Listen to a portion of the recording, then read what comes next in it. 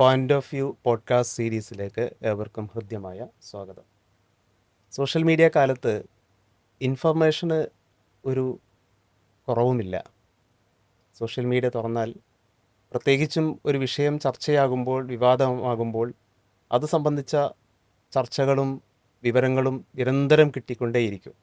എന്നാൽ ഒരു മുൻവിധിയില്ലാതെ സത്യസന്ധമായി കാര്യങ്ങളെ കാണുവാനും അത് അറിയുവാനും ആ നിലക്ക് നമ്മൾ നോക്കുമ്പോൾ വളരെ തുച്ഛമാണ് നമുക്ക് കിട്ടുന്ന വിവരങ്ങളെന്ന് തീർച്ചയായും പറയാൻ കഴിയും.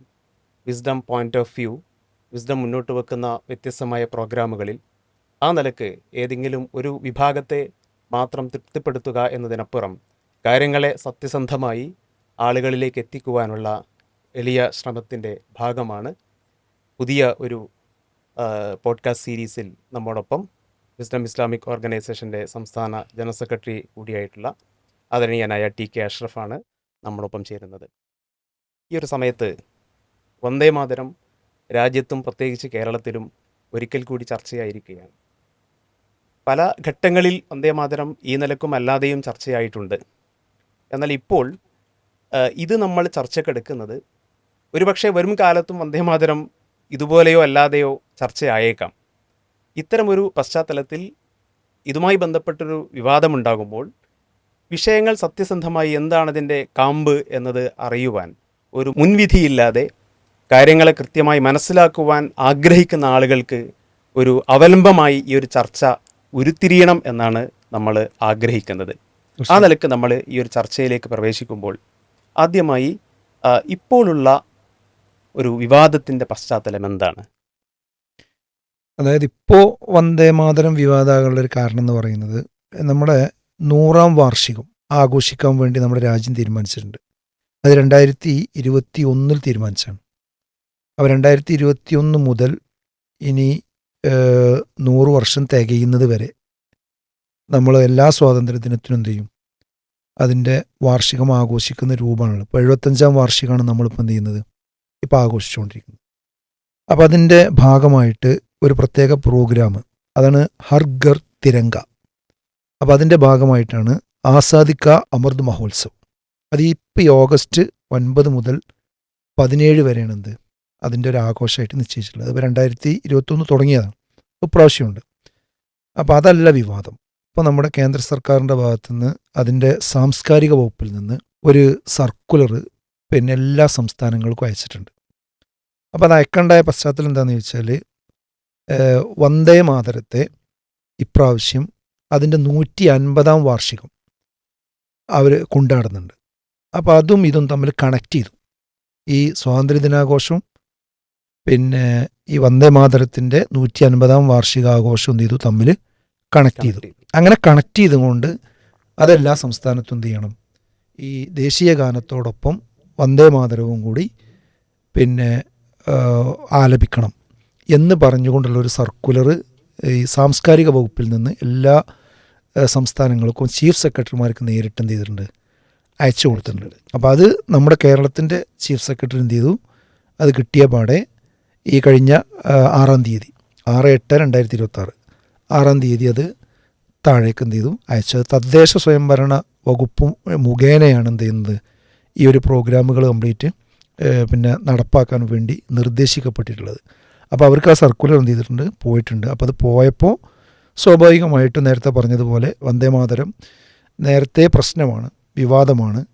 അപ്പോൾ ആ വിവാദമുള്ള ആ ഒരു സംഗതി വീണ്ടും ഒരു സർക്കുലറായി വരികയും അത് വളരെ പെട്ടെന്ന് താഴെ തട്ടിലേക്ക് അത് കൊടുക്കുകയും ചെയ്തപ്പോൾ സ്വാഭാവികമായിട്ടും കേരളത്തിൽ എന്ത് ചെയ്തിട്ടുണ്ട്, അതിനെക്കുറിച്ച് ആ വിവാദത്തിൻ്റെ ബാക്കി പത്രം എന്നുള്ളവർക്ക് ചർച്ചകൾ വന്നിട്ടുണ്ട്. അതാണ് ഇപ്പോഴത്തെ ഒരു വിവാദത്തിൻ്റെ ഒരു പശ്ചാത്തലം എന്ന് പറയുന്നത്.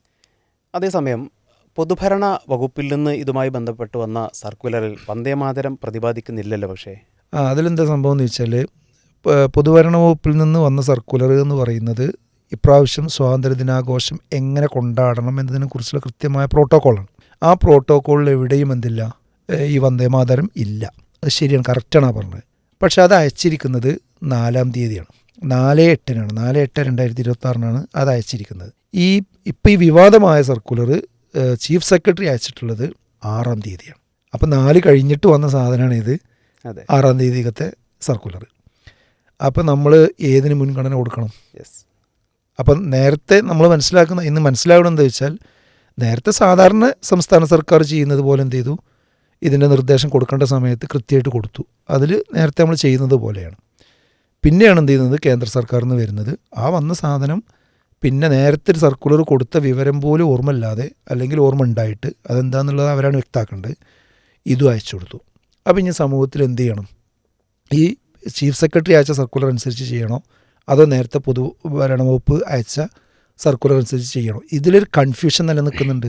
ഈ കൺഫ്യൂഷൻ വ്യക്തമാക്കേണ്ട ഉത്തരവാദിത്വം നമ്മുടെ മുഖ്യമന്ത്രി അടക്കമുള്ള ഭരണകൂടത്തിനുണ്ട്, ഭരിക്കുന്ന സർക്കാരിനുണ്ട്, നമ്മുടെ കേരള സർക്കാരിനുണ്ട്. രാജ്യത്തെ നിലവിലെ ഒരു സ്ഥിതി പരിശോധിക്കുമ്പോൾ ദേശീയഗാനം എല്ലാവരാലും സ്വീകരിക്കപ്പെടുന്ന ഒന്നായി നിലനിൽക്കുന്നുണ്ട്. ദേശീയഗാനം പോലെ തന്നെ കൊണ്ടുവരാൻ ശ്രമിക്കുന്ന വന്ദേമാതരത്തെയാണ് ഇവിടെ എതിർത്തുകൊണ്ടിരിക്കുന്നത്. ഇത് രണ്ടും തമ്മിലുള്ള വ്യത്യാസം എന്താണ് യഥാർത്ഥത്തിൽ? അതായത് ഒന്നുമില്ല, ദേശീയഗാനം എന്ന് പറയുന്നത് നമ്മൾ സാധാരണ ജനഗണമന എന്ന് തുടങ്ങുന്ന അതാണ് നാഷണൽ അന്തം. ഇതാണ് നമ്മുടെ ദേശീയ ഗാനം. എന്നാൽ വന്ദേമാതരത്തെ പറയാറുള്ളത് ദേശീയ ഗീതം എന്നാണ്, അഥവാ നാഷണൽ സോങ് എന്നാണ്. ദേശീയ ഗാനം രചിച്ചിട്ടുള്ളത് രവീന്ദ്രനാഥ ടാഗോറാണ്. എന്നാൽ വന്ദേമാതരം രചിച്ചിട്ടുള്ളത് ബങ്കിം ചന്ദ്ര ചാറ്റർജിയാണ്. ഇതാണ് ഇതിലുള്ള ഒരു പ്രാഥമികമായ വ്യത്യാസം എന്ന് പറയുന്നത്. 1882 ഈ ബങ്കിം ചന്ദ്ര ചാറ്റർജി ഈ വന്ദേമാതരം എന്ത് ചെയ്യണത്, എഴുതുന്നത്. അത് ശരിക്ക് ഈ ആനന്ദമഠം എന്ന പേരുള്ളൊരു നോവൽ അദ്ദേഹം രചിച്ചിട്ടുണ്ട്, ബംഗാളി നോവലാണ്. ആ നോവലിലാണ് ഈ ഒരു ഗീതം എന്ത് ചെയ്യുന്നത്, വരുന്നത്. അപ്പോൾ അതിനെ കുറേ ചർച്ചകൾക്ക് ശേഷം അത് രാജ്യത്തിൻ്റെ ദേശീയ ഗീതമായിട്ടും ജനഗണമന എന്ന് തുടങ്ങുന്ന നാഷണൽ അന്തത്തെ നമ്മൾ ദേശീയ ഗാനമായിട്ടുമാണ് എന്ത് ചെയ്യുന്നത്, രാജ്യം ഇപ്പോൾ മുന്നോട്ട് കൊണ്ടുപോകുന്നത്. അനുബന്ധമായി ചോദിക്കാനുള്ളത്, എന്തുകൊണ്ടാണ് വന്ദേമാതരം ദേശീയ ഗാനമാക്കാതിരുന്നത് എന്നതാണ്. അല്ല, അത് മറ്റൊന്നുമല്ല, ഒന്ന് മതേതരമാണ്, മറ്റൊന്ന് മതേതരമല്ല. മതേതരം എന്ന് പറഞ്ഞാൽ നമ്മുടെ നാട്, നമ്മുടെ രാജ്യം ഒരു ബഹുസ്വര രാജ്യമാണ്, മതനിരപേക്ഷ രാജ്യമാണ്, സെക്കുലറിസം ഉള്ള രാജ്യമാണ്. അപ്പോൾ അതിൻ്റെ സെക്കുലറിസം എന്ന് പറഞ്ഞാൽ എന്താ, വ്യക്തികൾക്ക് മതമാകാം, സർക്കാരുകൾക്ക് എന്ത് പാടില്ല, മതം പാടില്ല. അപ്പോൾ സർക്കാരിൻ്റെ പൊതുവേദികൾ, ചടങ്ങുകൾ, കാര്യങ്ങൾ, അതിലൊരു പ്രത്യേക മതത്തിൻ്റെ സിമ്പലുകളോ അടയാളങ്ങളോ ഗീതങ്ങളോ വരാൻ പാടില്ല. എന്നാൽ വന്ദേമാതരത്തിൽ എന്തുണ്ട്, കൃത്യമായി അതിൻ്റെ വരികളിൽ ഈ ഒരു പ്രത്യേക മതത്തിൻ്റെ എന്ന് പറയാവുന്ന രീതിയിൽ വാചകങ്ങളുണ്ട്. അതുകൊണ്ട് അത് ചർച്ച വന്നു. എന്നാൽ ദേശീയ ഗാനത്തിൽ ആ പ്രശ്നമില്ല. അതുകൊണ്ട് രണ്ടും ഈ ചർച്ച വന്നപ്പോൾ എന്തായി, ഈ മതേതരമായ എല്ലാവർക്കും അംഗീകരിക്കാൻ പറ്റുന്ന, ആരുടെയും മതവിശ്വാസത്തെ ഹനിക്കാത്ത, പ്രയാസപ്പെടുത്താത്ത ദേശീയ ഗാനം നമുക്ക് എന്ത് ചെയ്യാം, ജനഗണമന എന്ന് തുടങ്ങുന്ന രവീന്ദ്രനാഥ ടാഗോർ രചിച്ചതിനെ നമുക്ക് ദേശീയ ഗാനമാക്കിയിട്ടും, എന്നാൽ ഒരു പ്രത്യേക മതത്തിൻ്റെ വിശ്വാസം ഉൾക്കൊള്ളുന്ന ഈ വന്ദേമാതരത്തെ ദേശീയ ഗീതമായി നിലനിർത്താം എന്ന രീതിയിലാണ് അവസാനം തീരുമാനമായത്. ഈ വന്ദേമാതരം മതേതരത്വത്തിനെതിരാണ് എന്ന് താങ്കൾ സൂചിപ്പിക്കേണ്ടായി. മതേതരത്വത്തിനെതിരായി എന്തു പരാമർശമാണ് അതിൽ ഉൾക്കൊള്ളുന്നത്? അതായത് മതേതരത്തിന് എതിര് എന്ന് നമ്മൾ പറയുമ്പോൾ അത് ആ മതവിശ്വാസം അനുസരിച്ച് ജീവിക്കുന്ന ആളുകൾക്ക് അത് കൊണ്ടു നടക്കാം. അത് മറ്റുള്ളവർ ചെയ്യണം എന്ന് പറയുന്ന രീതിയാണ് നമുക്ക് പ്രശ്നം, അത്രേ ഉള്ളൂ. അത് ബഷീർ പറഞ്ഞതുപോലെ പല ആളുകൾക്കും ഈ വന്ദേമാതരത്തിലുള്ള സംഗതി എന്താണ് എന്നതിനെ സംബന്ധിച്ച് ധാരണ പ്രശ്നമുണ്ട്. അപ്പോൾ എനിക്ക് തോന്നുക, ഞാനതിൻ്റെ ഒരു ട്രാൻസ്ലേഷൻ ഉണ്ട്, അത് ഒരു ബംഗാളി സംസ്കൃത ഭാഷയിലാണ് അത് ശരിക്ക് രചിക്കപ്പെട്ടിട്ടുള്ളത്. അപ്പോൾ അതിൻ്റെ മലയാളത്തിലുള്ള ട്രാൻസ്ലേഷനുകൾ വായിക്കാം. പിന്നെ പ്രശ്നം നമുക്ക് എന്തായാലും ഉള്ളതെന്ന് മനസ്സിലാവുമല്ലോ. ഇതാണ്: അമ്മേ മാതൃഭൂമി, ഞാൻ നിന്നെ വന്ദിക്കുന്നു. നല്ല ജലമുള്ളവളും നല്ല ഫലങ്ങൾ നൽകുന്നവളും തെന്നൽ വീശി തണുപ്പേകുന്നവളും പച്ചപ്പാർന്ന വിളകളാൽ മനോഹരിയുമായോ ഉള്ള അമ്മേ, ഞാൻ നിന്നെ വന്ദിക്കുന്നു. വെളുത്ത തിങ്കൾ വെളിച്ചത്താൽ പുളകമണിഞ്ഞ രാവുകളുള്ളവളും പൂത്തുനിൽക്കുന്ന വൃക്ഷക്കൂട്ടങ്ങളാൽ ശോഭിക്കുന്നവളും മനോഹരമായ ചിരിയുള്ളവളും സുമധുരമായി സംസാരിക്കുന്നവളും സുഖവും വരങ്ങളും പ്രദാനം ചെയ്യുന്നവളുമായ അമ്മേ, ഞാൻ നിന്നെ വന്ദിക്കുന്നു. കോടാനുകോടി ഖണ്ഡങ്ങളിൽ നിന്ന് ഉയർന്നു വരുന്ന ശബ്ദത്താൽ ഭയാനകമായ ശബ്ദമുള്ളവളെ, കോടാനുകോടി കരങ്ങളിൽ വാളേന്തിയവളെ, അമ്മേ, നീ അബലയാണെന്ന് ആരാണ് പറയുന്നത്? മഹാബലം ധരിച്ചവളും രക്ഷകിയുമായ ശത്രുസൈന്യത്തെ തടഞ്ഞു നിർത്തുന്ന അമ്മേ, ഞാൻ നിന്നെ വന്ദിക്കുന്നു. നീയാണറിവ്, നീയാണ് ധർമ്മം, നീയാണ് ഹൃദയം, നീയാണ് മർമ്മം. ശരീരത്തിലെ ജീവനും പ്രാണനും നീ തന്നെയാണ്. കരങ്ങളിലെ ശക്തി നീയാണമ്മേ. ഹൃദയത്തിലെ ഭക്തിയും നീയാണമ്മേ. ഓരോ ക്ഷേത്രങ്ങളിലും തീർക്കുന്നത് നിന്റെ പ്രതിമകൾ തന്നെയാണ്. 10 ആയുധങ്ങളേന്തിയ ദുർഗ നീ തന്നെയാണ്. താമരപ്പൂ വിതളുകളിൽ വിഹരിക്കുന്ന ലക്ഷ്മി നീയാണ്. ജ്ഞാനം തരുന്ന സരസ്വതിയും നീ തന്നെയാണ്. നിഷ്കളങ്കതയും അതുല്യമായ ആ ലക്ഷ്മീദേവിയെപ്പോലെയുള്ള നിന്നെ ഞാൻ വന്ദിക്കുന്നു. നല്ല ജലവും നല്ല ഫലങ്ങളുമുള്ള അമ്മേ, ഞാൻ നിന്നെ വന്ദിക്കുന്നു. ശ്യാമളവർണ്ണയായവളും സരളയായവളും മനോഹരമായ മന്ദഹാസമുള്ളവളും അലങ്കരിക്കപ്പെട്ടവളും എല്ലാവരെയും താങ്ങുകയും പരിപാലിക്കുകയും ചെയ്യുന്ന ഭൂമിദേവിയായ അമ്മേ, ഞാൻ നിന്നെ വന്ദിക്കുന്നു. അമ്മേ, ഞാൻ നിന്നെ വന്ദിക്കുന്നു. ഇതാണ് ഇതിൻ്റെ ഒരു പിന്നെ മൊത്തത്തിൽ ഇതിൻ്റെ ഒരു സമയമടക്കം എന്ത് ചെയ്തിട്ടുണ്ട് പറഞ്ഞിട്ട് 3 മിനിറ്റും 10 സെക്കൻഡുമാണ് ഇത് ചൊല്ലാൻ വേണ്ടി ഉപയോഗിക്കേണ്ടത്. ഇതാണ് ഇതിൻ്റെ ഒരു മർമ്മം. ഈ വന്ദേമാതരത്തെ എതിർക്കുന്ന ഒരു വിഷയം നമ്മൾ ചർച്ചയ്ക്കെടുക്കുമ്പോൾ ഇസ്ലാമിക വിശ്വാസം സമ്പൂർണ്ണമായും ഉൾക്കൊണ്ട് ജീവിക്കുന്ന ആളുകളെ സംബന്ധിച്ചിടത്തോളം ഇതിനെ എതിർക്കുന്നത് ഒരു സ്വാഭാവികതയിൽ നിന്നുണ്ടാകുന്നതാണ്. യഥാർത്ഥത്തിൽ ഇവിടെ ഇസ്ലാമിക വിശ്വാസവും വന്ദേമാതരവും പരസ്പരം ഏറ്റുമുട്ടുന്നത് എവിടെയാണ്? അല്ല, ഇത് നേരത്തെ ഞാൻ വായിച്ചപ്പോൾ തന്നെ അത് ശ്രദ്ധിച്ച ആളുകൾക്ക് അത് വേഗം മനസ്സിലാവും. പക്ഷെ എന്നാൽ ചില ആളുകൾക്കത് തമ്മിലുള്ളൊരു കമ്പാരിസൺ, പല ആൾക്കാരും എന്താ വെച്ചാൽ നമ്മളെന്തോ ഇതിനോടുള്ളൊരു വെറുപ്പും വിദ്വേഷവും പകയുള്ളത് കൊണ്ടാണ് ഇതൊക്കെ പറയുന്നതെന്ന് വിചാരിക്കുന്ന ആളുകളുണ്ട്. അതങ്ങനെയല്ല. നമ്മളെ വിശ്വാസത്തിന്, ഒരു മുസ്ലിമിൻ്റെ വിശ്വാസത്തിന് അത് പറ്റില്ല എന്നുള്ളതാണ്. അതാണ് ഇതിൻ്റെ അടിസ്ഥാനം. അപ്പോൾ എന്താണ് മുസ്ലിമിൻ്റെ വിശ്വാസം, എന്താണ് വന്ദേ മാതരത്തിലുള്ള വിശ്വാസം, ഇത് മനസ്സിലാക്കേണ്ടതുണ്ട്. അതായത് മുസ്ലിങ്ങൾ എന്ന് പറയുന്നത്, അടിത്തറ എന്ന് പറയുന്നത് ഏകദൈവ വിശ്വാസമാണ്. ഏകദൈവ വിശ്വാസത്തിന് സാധാരണ പ്രയോഗിക്കുന്ന ഒരു അറബി ടേം തൗഹീദ് എന്നാണ്. അതായത് ലാ ഇലാഹ ഇല്ലല്ലാഹ്, അള്ളാഹു അല്ലാതെ ആരാധനക്കർഹൻ മറ്റാരുമില്ല. ഇതാണ് ഒരു വിശ്വാസി ശരിക്കും ഇസ്ലാമിലേക്ക് പ്രവേശിക്കുമ്പോൾ അയാൾ ചൊല്ലേണ്ടത് അതാണ്. അതേപോലെ തന്നെ മരിക്കുമ്പോൾ ചൊല്ലേണ്ടതും അതാണ്. എന്നെങ്കിലും അയാൾക്ക് സ്വർഗം കിട്ടുള്ളൂ എന്നാണ് വിശ്വാസം. അത് ഉണ്ടെങ്കിൽ മാത്രമേ അദ്ദേഹത്തിന് നമസ്കാരവും നോമ്പും സക്കാത്തും ദാനധർമ്മങ്ങളും എല്ലാം സ്വീകരിക്കുള്ളൂ. ഇപ്പോൾ SLC ഇല്ലാത്ത ആൾക്ക് MBBS അഡ്മിഷൻ കിട്ടില്ല എന്ന് പറഞ്ഞ പോലെ ആദ്യം പാസ്സാകേണ്ടത് ഇതാണ്. ഇത് പാസ്സായെങ്കിലേ എന്ത് ചെയ്യുള്ളൂ, ബാക്കിയൊക്കെ കിട്ടുള്ളൂ. അതുകൊണ്ട് മുസ്ലിങ്ങളുടെ ഏറ്റവും മർമ്മപ്രധാനമായ വിശ്വാസമാണ്. അപ്പോൾ ഈ വിശ്വാസം എന്ന് പറയുന്നത് എന്താ, ഇതാർക്കും എതിരല്ല ഈ വിശ്വാസം. ചില ആളുകൾ വിചാരിക്കണമെന്ന് വെച്ചാൽ മുസ്ലിങ്ങളുടെ ദൈവത്തെ ആരാധിക്കുകയാണ്, അവരുടെ അള്ളാഹുവിനെ അങ്ങനെ മഹത്വപ്പെടുത്തുകയാണ്, അതുകൊണ്ട് അതിനെല്ലാവരും ആരാധിക്കണം എന്ന് പറയാം.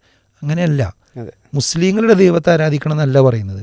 അതിൻ്റെ വിശുദ്ധ ഖുർആനിലെ 2-ാം അധ്യായം സൂറത്തുൽ ബഖറ അതിൽ പറയുന്നുണ്ട്, യാ അയ്യുഹന്നാസ്, ഏ ജനങ്ങളെ, ഉഅ്ബുദൂ റബ്ബക്കുമുല്ലദീ ഖലഖക്കും, നിങ്ങൾ ആരാധിക്കുവിൻ.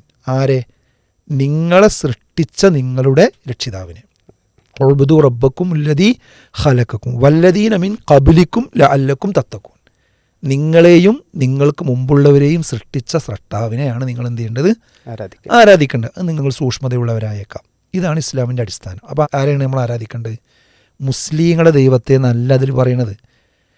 ഇപ്പോൾ അഷ്റഫ് എന്ന എന്നെയും ബഷീർ എന്ന നിങ്ങളെയും സൃഷ്ടിച്ച, അതുപോലെ ഇവിടുത്തെ രാമനെയും ജോസഫിനെയും പാത്തുമ്മയെയും എല്ലാവരെയും, അതുപോലെ അമേരിക്കക്കാരനെയും ഇന്ത്യക്കാരനെയും കറുത്തവനെയും വെളുത്തവനെയും പണമുള്ളവനെയും ഇല്ലാത്തവനെയും ഈ അണ്ടകടാഹങ്ങളെ മുഴുവൻ സൃഷ്ടിച്ച് പരിപാലിക്കുന്ന ഒരു സൃഷ്ടാവേ ഉള്ളൂ. അവനാണ് നമ്മളെ മുമ്പുള്ള മുത്തച്ഛന്മാരെയും പിന്നെ വല്യപ്പന്മാരെയും വല്യമ്മമാരെയൊക്കെ സൃഷ്ടിച്ചത്. അവനെയാണ് നിങ്ങൾ പ്രാർത്ഥിക്കേണ്ടതെന്നാണ്. ഇത് വർഗീയതല്ലാത്ത വിശ്വാസമാണ്, വിഭാഗീയതല്ലാത്ത വിശ്വാസമാണ്. അല്ലാതെ നിങ്ങൾ മുസ്ലിങ്ങളെ ദൈവത്തെ ആരാധിക്കണം എന്നല്ല മുസ്ലിങ്ങൾ പറയുന്നത്. അപ്പോൾ നമ്മളാരാണോ സൃഷ്ടിച്ചത്, ഇപ്പോൾ നമ്മൾ പ്രാർത്ഥിക്കണത് ആരോടാണ്? ഇപ്പോൾ മുസ്ലിങ്ങളുടെ കൂട്ടത്തിൽ ചില ആൾക്കാർ പലരെയും വിളിച്ച് പറയലുണ്ട്. അതുപോലെ മറ്റുള്ളവർ പല ആൾക്കാർ ദേവന്മാരും ദേവികളെയും മാത്തുക്കളെയൊക്കെ പേര് പറയലുണ്ട്. അവരല്ലല്ലോ ഇവരൊന്നും സൃഷ്ടിച്ചത്. അവർക്കൊരു ഡേറ്റ് ഓഫ് ബർത്ത് ഉണ്ട്, ഒരു ഡേറ്റ് ഓഫ് ഡെത്ത് ഉണ്ട്, അല്ലേ? അപ്പോൾ അവരുടെ ഡേറ്റ് ഓഫ് ബർത്തിന് മുമ്പുള്ളവരുടെ ദൈവം ആരായിരുന്നു? അവരാണ് ദൈവമെങ്കിൽ അപ്പോൾ അതൊക്കെ ചിന്തിച്ചാൽ മനസ്സിലാവും. അപ്പോൾ ഇസ്ലാം പറയണത് എന്താ വെച്ചാൽ ഈ പ്രപഞ്ചത്തെ സൃഷ്ടിച്ച സൃഷ്ടാവിനെയാണ് എന്ത് ചെയ്യേണ്ടത്? മനുഷ്യന്മാരെ ആരാധിക്കേണ്ടത്. ഇതാണ് എൻ്റെ ആശയം. ഇതാണ് ഏകദൈവ വിശ്വാസം. അവനെ മാത്രമേ ആരാധിക്കാൻ പാടുള്ളൂ. എന്നാൽ ഇതിൻ്റെ മറുവശമാണ് ബഹുദൈവ വിശ്വാസം. അതല്ല, ഇവിടെയുള്ള വിഗ്രഹങ്ങളെയും അതുപോലെ തന്നെ ഭൂമിയെ ദൈവമായിട്ടും പലതിനെയും അൾത്താരകളെ അങ്ങനെയൊക്കെ എന്ത് ചെയ്യുക, പ്രതിഷ്ഠിക്കുക, അതിനോടൊക്കെ പറയുക, അതൊക്കെ ദൈവത്തിലേക്ക് എത്താനുള്ള മാർഗ്ഗമായിട്ടും ഏകാഗ്രതക്കുള്ള മാർഗ്ഗമായിട്ടൊക്കെ ഉപയോഗിക്കുക. എന്നൊക്കെയാണ് വിശ്വാസം. ആ വിശ്വാസവും ഈ വിശ്വാസവും രണ്ട് വിശ്വാസമാണ്. പക്ഷേ ഈ രണ്ട് വിശ്വാസക്കാർക്കും ഇന്ത്യയിൽ എന്ത് ചെയ്യുക, സഹവർത്തിത്വത്തോടു കൂടി ജീവിക്കുക, അതിനാരും ഒരു കുഴപ്പവും പറയണില്ല. പക്ഷേ നിർബന്ധമായിട്ടും ബഹുദൈവ വിശ്വാസികളോട് നിങ്ങൾ ഏകദൈവ വിശ്വാസം സ്വീകരിക്കണമെന്നും ബഹുദൈവ വിശ്വാസികൾ നിർബന്ധമായിട്ടും നിങ്ങൾ ഏകദൈവ വിശ്വാസം സ്വീകരിക്കണമെന്ന് അവരിങ്ങോട്ടും പറയുകയും അത് അടിച്ചേൽപ്പിക്കുകയും അതിന് ചില സന്ദർഭങ്ങളും സാഹചര്യങ്ങളും ഉണ്ടാക്കുകയും ചെയ്യുന്നത് നമ്മുടെ രാജ്യത്ത് എന്തല്ല, ശരിയല്ല എന്നേ പറയുന്നുള്ളൂ. ഇത് പറയാതിരിക്കാൻ കഴിയില്ലല്ലോ. അത് പറയാനുള്ളൊരു പരിസരം സാഹചര്യം വേണ്ടേ? കാരണം ഇത് പറയുമ്പോഴേക്ക് ചില ആളുകൾ ഭയങ്കര വയലൻ്റായിട്ട് നിങ്ങൾ പാകിസ്ഥാനിൽ പോയിക്കോളൂ, അങ്ങോട്ട് പോയിക്കോളൂ എന്നൊക്കെ പറയുന്നുണ്ട്. അത് വിവരമില്ലാത്തതുകൊണ്ടാണ്, അല്ലെങ്കിൽ ബോധപൂർവ്വം വിവരമില്ലായ്മ നടിക്കുകയാണ്. അപ്പോൾ എനിക്ക് ഇവിടുത്തെ മതേതര വിശ്വാസികളോട് പറയാനുള്ളത് എന്താ വെച്ചാൽ, നമ്മളാരും എന്ത് ചെയ്യണില്ല, ഒരാളെ കുറച്ച് കാണിക്കാനൊന്നുമല്ല ഉദ്ദേശിക്കുന്നത്. നമുക്ക് നമ്മളെ വിശ്വാസം അനുസരിച്ച് എന്ത് ചെയ്യണം, എവിടെ ജീവിക്കണം, അതിനെ ഹേർട്ട് ചെയ്യുന്ന രീതിയിലൊരു വിശ്വാസം അടിച്ചേൽപ്പിക്കുന്ന സ്വഭാവം എന്ത് ചെയ്യരുത്, ഉണ്ടാകരുത് എന്ന് മാത്രമേ നമ്മളിവിടെ പറയുന്നുള്ളൂ. ഇനി ഞാനൊരു ചെറിയ താരതമ്യം പറയാം. നിങ്ങൾ ചോദിച്ച ചോദ്യത്തിൻ്റെ മർമ്മതാണല്ലോ, വന്ദേമാതരവും അതുപോലെ ഇസ്ലാമിൻ്റെ ഏകദൈവ വിശ്വാസവും തമ്മിൽ എവിടെയാണ് ഹിറ്റ് ചെയ്യണത്, അതിൻ്റെ ചില വരികളും അതേപോലെ തന്നെ ഇപ്പോൾ ഇസ്ലാമിലെ 1-ാമത്തെ അധ്യായമുണ്ട്, ഖുർആനിലെ 1-ാമത്തെ അധ്യായമുണ്ട്, അത് സൂറത്തുൽ ഫാത്തിഹ എന്ന് പറയും. അതിലാണ് ഇതിൻ്റെ മർമ്മം കിടക്കുന്നത്, ഈ വിശ്വാസം. ഇയ്യാക്ക നഅ്ബുദു വ ഇയ്യാക്ക നസ്തഈൻ, നിന്നെ മാത്രം ഞങ്ങൾ ആരാധിക്കുന്നു, നിന്നോട് മാത്രം ഞങ്ങൾ സഹായം തേടുന്നു. ഇതാണ് എൻ്റെ ആശയം. അപ്പോൾ അതിന് പിന്നെ മൊത്തത്തിൽ അതിൽ ഈ ഏകദൈവ വിശ്വാസത്തിൻ്റെ ആശയമാണ് ആ പിന്നെ അധ്യായത്തിൽ പറയുന്നത്. അതിനോട് നേരിട്ട് ഒരൊറ്റ സൂറത്തിനോട് തന്നെ നേരിട്ട് ഇതിൽ വ്യത്യാസം വരുന്ന ചില ഭാഗങ്ങൾ ഞാൻ പറയാം. ഒന്നെന്താണെന്ന് വെച്ചാൽ ആരാധനയും വാഴ്ത്തുന്നതുമായിട്ടുള്ള ബന്ധപ്പെട്ട വിഷയം. ഇപ്പോൾ ഞാൻ പറഞ്ഞു ഇയ്യാക്ക നഅ്ബുദു വ ഇയ്യാക്ക നസ്തഈൻ, അതാണ് ഇസ്ലാമിൻ്റെ അടിസ്ഥാനം. അതായത് നിന്നെ മാത്രമേ ഞങ്ങൾ ആരാധിക്കുള്ളൂ, നിന്നോട് മാത്രമേ ഞങ്ങൾ സഹായം തേടുള്ളൂ എന്നുള്ള വിശ്വാസം. ഇതിനെതിരായിട്ട് ഇപ്പോൾ ഈ വന്ദേ മാതരത്തിൽ ഉള്ള ഭാഗം ഞാൻ പറയാം. അതായത് ഗാനത്തിൻ്റെ തുടക്കം മുതൽ അവസാന ഭാഗം വരെ മാതൃഭൂമിയെ ഒരു ദേവതയായി സങ്കല്പിച്ച് വന്ദിക്കുകയും വാഴ്ത്തുകയുമാണ് യഥാർത്ഥത്തിൽ ചെയ്യുന്നത്. ഞാൻ നേരത്തെ ചൊല്ലിയപ്പോൾ നിങ്ങൾ ശ്രദ്ധിച്ചിട്ടുണ്ടാവും. അതായത് തൊമാരൈ പ്രതിമ ഗന്ധി മന്ദിരേ മന്ദിരേ, അതിനർത്ഥം എന്താ വെച്ചാൽ ഓരോ ക്ഷേത്രങ്ങളിലും തീർക്കുന്നത് നിൻ്റെ അഥവാ മാതൃഭൂമിയുടെ പ്രതിമകൾ, വിഗ്രഹങ്ങൾ തന്നെയാണ്. പിന്നെ എൻ്റെ ഹൃദയത്തിലെ ഭക്തി നീ തന്നെയാണ്. ഇവിടെ സൃഷ്ടിയായ മാതൃഭൂമിയെ ദൈവത്തിന് സമമായോ ദേവതയായോ സങ്കല്പിച്ച് ക്ഷേത്രങ്ങളിൽ പ്രതിഷ്ഠിക്കുന്ന വിഗ്രഹമായി ചിത്രീകരിക്കുന്നതും ഭക്തി അർപ്പിക്കുന്നതും ഇസ്ലാമിലെ ഏകദൈവ വിശ്വാസത്തിന് എന്താണ്, ആ തത്വത്തിനെതിരാണ്. ഒരു വിഷയം. വേറൊരു വരി നോക്കി, വേറൊരു സംഭവം നോക്കൂ. അതായത് ദൈവിക വിശേഷണങ്ങൾ സൃഷ്ടികൾക്ക് പതിച്ചു കൊടുക്കുക എന്നുള്ളതാണ്. ഇപ്പോൾ ഇസ്ലാമിൻ്റെ ആശയം എന്താണെന്ന് വെച്ചാൽ, ഇപ്പോൾ ഈ സൂറത്തു ഫാത്തിഹ തുടങ്ങുന്ന അൽഹംദുലില്ലാഹി റബ്ബിൽ ആലമീൻ എന്ന് പറഞ്ഞുകൊണ്ടാണ്. അതിൻ്റെ അർത്ഥം എന്താ, സർവ്വലോക പരിപാലകനായ അള്ളാഹുവിനാകുന്നു എന്ത്, സർവ്വസ്തുതികളും എന്നാണ്. ഇതാണ് ഇസ്ലാമിൻ്റെ ബേസ് എന്ന് പറയുന്നത്. എന്നാൽ അറിവ്, ധർമ്മം, ജീവൻ നൽകൽ, അതുപോലെ രക്ഷിക്കൽ, ഐശ്വര്യം നൽകൽ, ഇതൊക്കെ എന്താണ്, പ്രപഞ്ച സൃഷ്ടാവായ അള്ളാഹുവിന് മാത്രം അവൻ്റെ അധികാരത്തിലും കഴിവിലും പെട്ട കാര്യമാണെന്നാണ്. എന്നാൽ ഈ വന്ദേ മാതരത്തിലെ ഒരു ഭാഗം നോക്കാം. ഈ ഗാനത്തിൽ മാതൃഭൂമിയെ തന്നെ സർവ്വ പിന്തുണയും ശക്തിയും ജീവനും നൽകുന്ന സൃഷ്ടാവിൻ്റെ സ്ഥാനത്തേക്ക് എന്ത് ചെയ്യാണ്, പ്രതിഷ്ഠിക്കുകയാണ്. ഇപ്പോൾ തുമി വിദ്യ, തുമി ധർമ്മ, തുമി ഹൃദി, തുമി മർമ്മ, ത്വം ഹി. എന്താ, നീയാണ് അറിവ്, നീയാണ് ധർമ്മം, നീയാണ് ഹൃദയവും മർമ്മവും, ശരീരത്തിലെ പ്രാണനും ജീവനും നീ തന്നെയാണ്.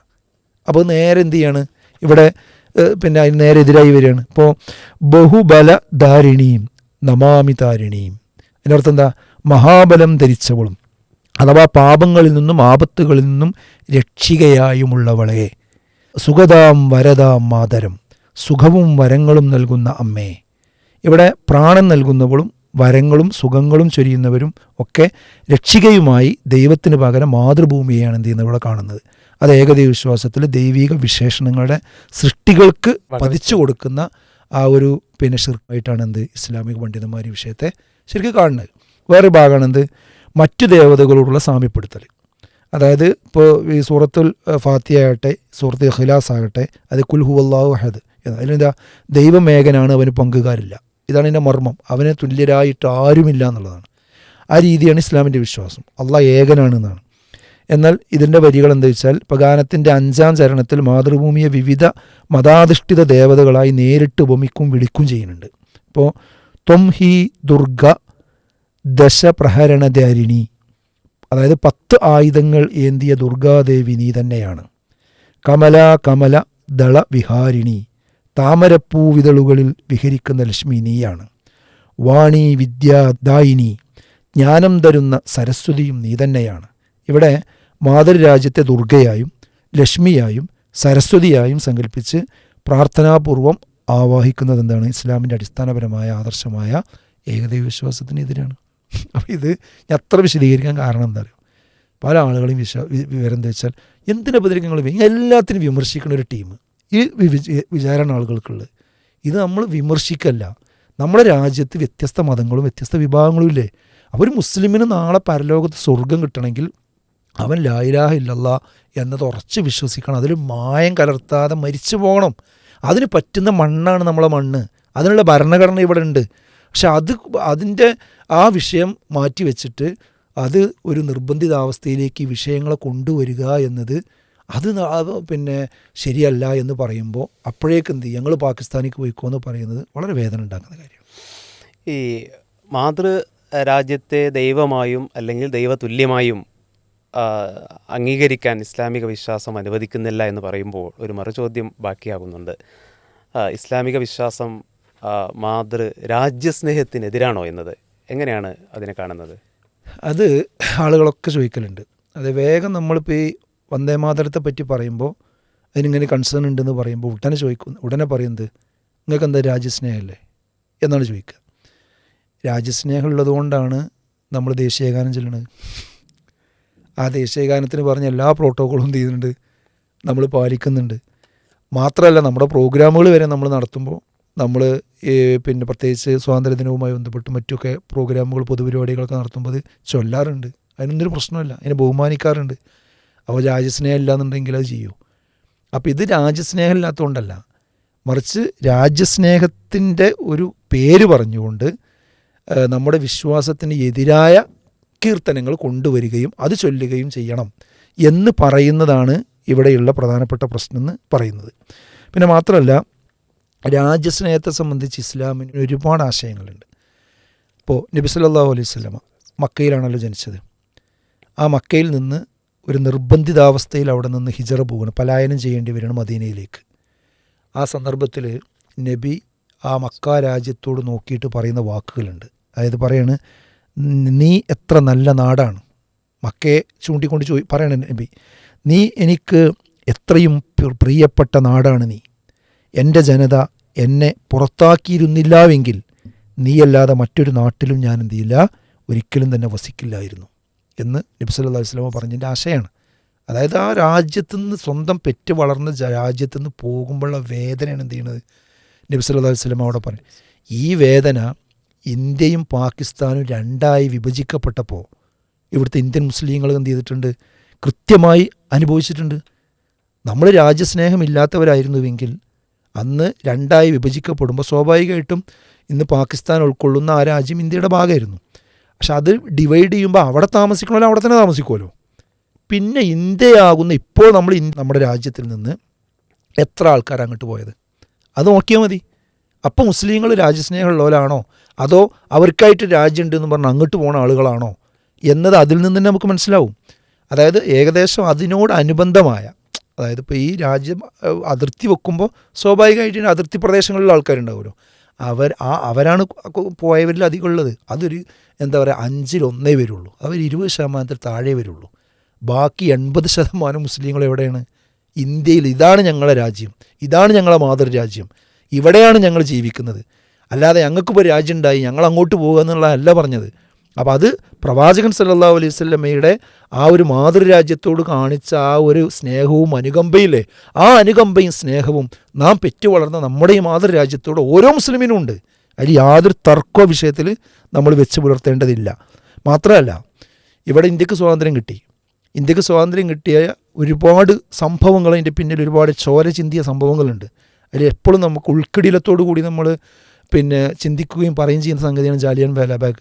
ആ ജാലിയൻ വാലാബാഗിൻ്റെ അവിടെ വലിയൊരു ഒരു കല്ലിൻ്റെ കൊത്തിവെച്ച ഫലകമുണ്ടല്ലോ, ആ ഫലകം ഒന്ന് ശരിക്കും സൂം ചെയ്ത് ഇങ്ങോട്ട് വായിക്കണം. അത് വായിക്കുമ്പോൾ അതിൽ ഏതെങ്കിലും ഒരു വിഭാഗം മാത്രമല്ല, അതിൽ ഇന്ത്യയിലെ മുസ്ലിമീങ്ങളിലെ പ്രധാനപ്പെട്ട ആളുകളെ അതിൽ കാണാൻ പറ്റും. അതുപോലെ മറ്റും മതവിഭാഗങ്ങളിൽ കാണാൻ പറ്റും. അതിൻ്റെ അർത്ഥം എന്താ? ഇന്ത്യക്ക് വേണ്ടി പടഞ്ഞു വീണത് ഇവിടെ എല്ലാ മതവിശ്വാസികളുമാണ്. അതുകൊണ്ട് അവർക്ക് എല്ലാവർക്കും ജീവിക്കാൻ അവരുടെ വിശ്വാസം അനുസരിച്ച് കൊണ്ട് മരിക്കുന്നത് വരെ, ഈ രാജ്യം നിലനിൽക്കുന്നത് വരെ മുന്നോട്ട് പോകാനുള്ള ഒരു സാഹചര്യം അവിടെ ഉണ്ടാകണം എന്ന് മാത്രമേ നമ്മൾ ആ വിഷയത്തിൽ എന്ത് ചെയ്യുന്നുള്ളൂ, പറയുന്നുള്ളൂ. അന്നത്തെ മുസ്ലിം നേതാക്കന്മാർ, ഇപ്പോൾ ടിപ്പു സുൽത്താൻ ആകട്ടെ, അതേപോലെ അവിടുന്ന് ബീഗം ഹസ്രത്ത് മഹാലാകട്ടെ, മൗലാന അബുൽ കലാം ആസാദ് ആകട്ടെ, അതുപോലെ റഫീഖ് അഹമ്മദ് കിദ്ദായി ആകട്ടെ, അതുപോലെ ഖാൻ അബ്ദുൽ ഗഫാർ ഖാൻ ആവട്ടെ, അലി സഹോദരന്മാരാകട്ടെ, എം.എ. അൻസാരി ആകട്ടെ, അതുപോലെ സൈഫുദ്ദീൻ കിച്ചിലു ആകട്ടെ, ബദറുദ്ദീൻ തൊയ്യബ്ജി ആകട്ടെ, അതുപോലെ ഹസ്രത്ത് മോഹാനി ആകട്ടെ, അല്ലാമ മുഹമ്മദ് ഇക്ബാൽ ആകട്ടെ, ഇങ്ങോട്ട് കേരളത്തിലേക്ക് വന്നാൽ പിന്നെ ആലി മുസ്ലിയാർ, വാര്യംകുന്നത്ത് കുഞ്ഞാമദാജി, കെ എം മൗലവി, മുഹമ്മദ് അബ്ദുറഹ്മാൻ സാഹിബ്, ഇ കെ മൗലവി, ഇങ്ങനെ തുടങ്ങിയ എത്രയെത്ര നേതാക്കന്മാർ, അതിൽ ജീവൻ കൊടുത്തവരും പ്രയാസപ്പെട്ടവരും ജയിലിൽ പോയവരും, അത് നമ്മുടെ കേരളത്തിൽ നടന്ന വാഗൻ മസാക്കിർ അല്ലേ, സഹിക്കാൻ കഴിയുമോ? ഓർക്കാൻ എന്തിൻ്റെ പേരിലാണ് ഉണ്ടായത്? അപ്പോൾ ഇതൊക്കെ ഇവിടെ ഈ രാജ്യത്ത് ഈ ബ്രിട്ടീഷുകാരോട് പോരാടി ഇവിടെ അതിന് നേതൃത്വം കൊടുത്ത ധീരദേശാഭിമാനികളാണ്. അപ്പോൾ എല്ലാ ആളുകളും മുസ്ലിം നേതാക്കന്മാരും ഒക്കെ ഒരുമിച്ച് പൊരുതി വാങ്ങിയതാണെന്ത് ഈ സ്വാതന്ത്ര്യം.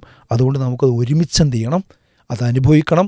അത് കുറച്ച് കാലം കഴിയുമ്പോൾ ഇനി ഞങ്ങളൊക്കെ വിശ്വാസവും ഞങ്ങളെ പ്രാർത്ഥനയൊക്കെ നിങ്ങളും അത് പ്രാർത്ഥിക്കണം, ഇല്ലെങ്കിൽ അത് കുറ്റമാണ് എന്ന രീതിയിൽ അടിച്ചേൽപ്പിക്കുന്നൊരു സ്വഭാവം എന്തല്ല, ശരിയല്ല. ഇത്രേ നമ്മൾ പറയുന്നുള്ളൂ.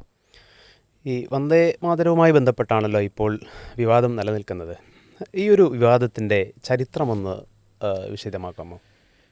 തീർച്ചയായും ഈ വന്ദേ മാതരത്തിൻ്റെ പിന്നെ ചർച്ച വരുമ്പോൾ അത് പുതിയ തലമുറ വിചാരിക്കുന്നത് ഇപ്പം എന്തോ ഒരു പ്രശ്നം ഉണ്ടായതാണ്. അതങ്ങനെയല്ല. ഇതിന് സ്വാതന്ത്ര്യത്തിനേക്കാളും പഴക്കമുണ്ട്. അതായത് 90 വർഷം പഴക്കമുണ്ട് ഈ ഒരു വിവാദത്തിനും ഈ ഒരു ചർച്ചക്കും വിഷയത്തിനും. ഇത് രാജ്യത്തിന് പരിചയമില്ലാത്തൊരു ചർച്ചയല്ല, നമ്മളാരെങ്കിലും 2 ആളോ 3 ആളോ പറഞ്ഞ ഒരു വിഷയമല്ല.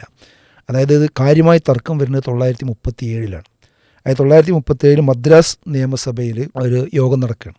ആ യോഗം നടക്കുന്ന സമയത്ത് സ്പീക്കർ എന്ത് പറഞ്ഞു, എല്ലാവരോടും എഴുന്നേറ്റ് നിന്നിട്ട് ഈ വന്ദേ മാതരം ചൊല്ലണമെന്ന് പറഞ്ഞു. അത് ചൊല്ലണമെന്ന് പറഞ്ഞ സമയത്ത് SM ലാൽജാൻ എന്ന് പറയുന്ന വ്യക്തി എന്ത് ചെയ്തു, ഇതെൻ്റെ വിശ്വാസത്തിന് യോജിക്കുന്നതല്ല, ഞങ്ങളുടെ വിശ്വാസത്തിന് യോജിക്കുന്നതല്ല എന്ന് പറഞ്ഞപ്പോഴും അത് ചൊല്ലുന്ന സാഹചര്യം വന്നപ്പോൾ അദ്ദേഹം എന്ത് ചെയ്തു, പ്രതിഷേധിച്ച് അവിടെ നിന്ന് ഇറങ്ങിപ്പോയി. ഇതാണ് അതിൻ്റെ ഒരു ട്വിസ്റ്റ് എന്ന് പറയുന്നത്. പിന്നെ മുസ്ലിം ലീഗ് അന്നത്തെ മുസ്ലിം ലീഗ് എന്ത് ചെയ്തിട്ടുണ്ട്, ഈ വിഷയത്തിൽ രംഗത്ത് വന്നിട്ടുണ്ട്. അതേപോലെ തന്നെ 1937 പിന്നെ അതേ വർഷത്തിൽ തന്നെ ഈ വിഷയം കോൺഗ്രസ് ചർച്ച ചെയ്തു. കോൺഗ്രസിൻ്റെ വർക്കിംഗ് കമ്മിറ്റി ചർച്ച ചെയ്തു. അതിൽ ചൂടേറിയ ചർച്ചകൾ നടന്നു.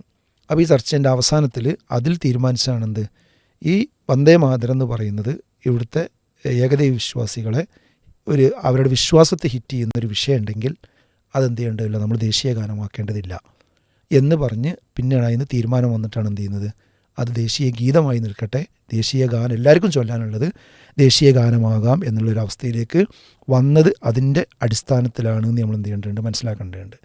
അപ്പോൾ അതിൽ ഭരണഘടനാപരമായ നിർമ്മാണ സഭയിലൊരു തർക്കമുണ്ടായത് 1947 മുതൽ 1950 വരെ എന്ത് ചെയ്തിട്ടുണ്ട്, പിന്നീട് തർക്കം ഉണ്ടാകുന്നുണ്ട്. 1937 തർക്കമാണ് ഞാൻ ഈ രീതിയിൽ വന്നത്.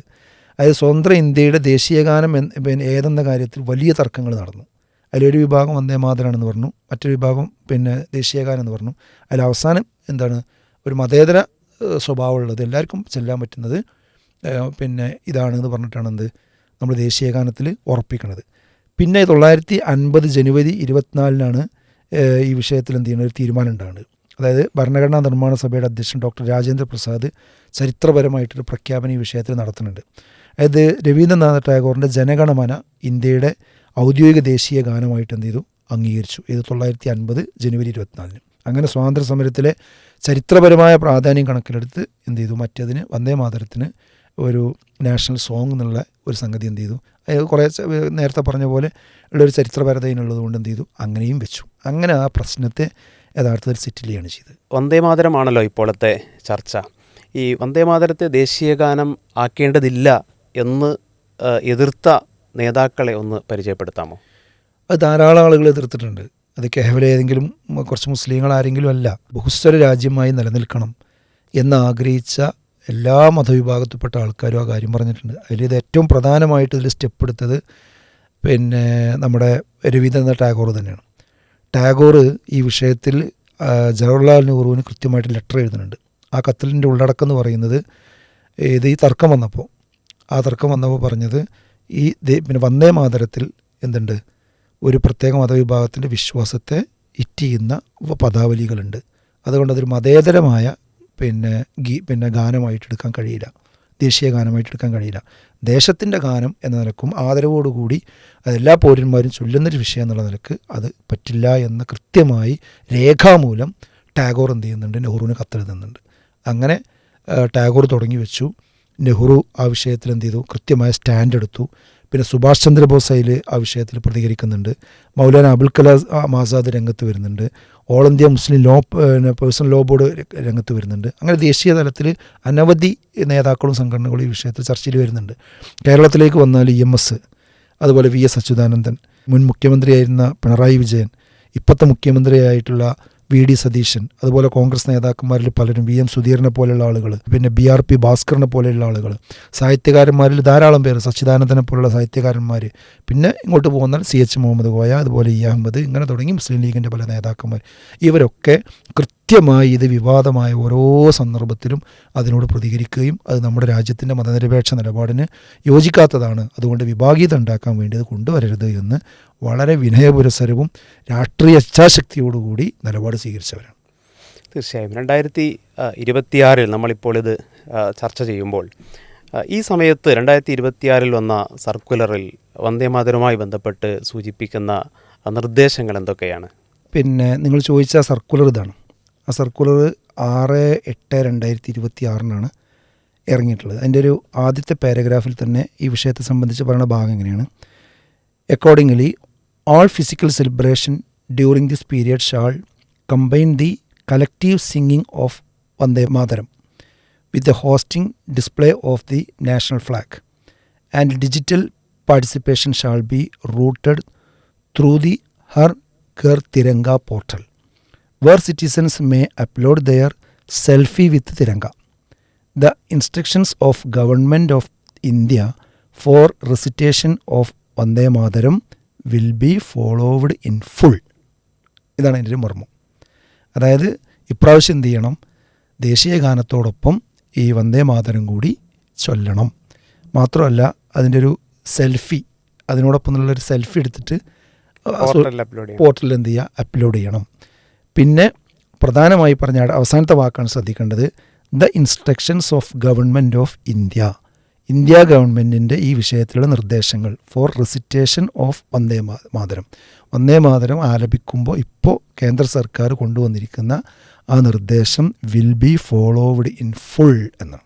അവിടെയാണ് പോയിൻ്റ്. അത് പൂർണ്ണമായി പാലിക്കണമെന്ന്.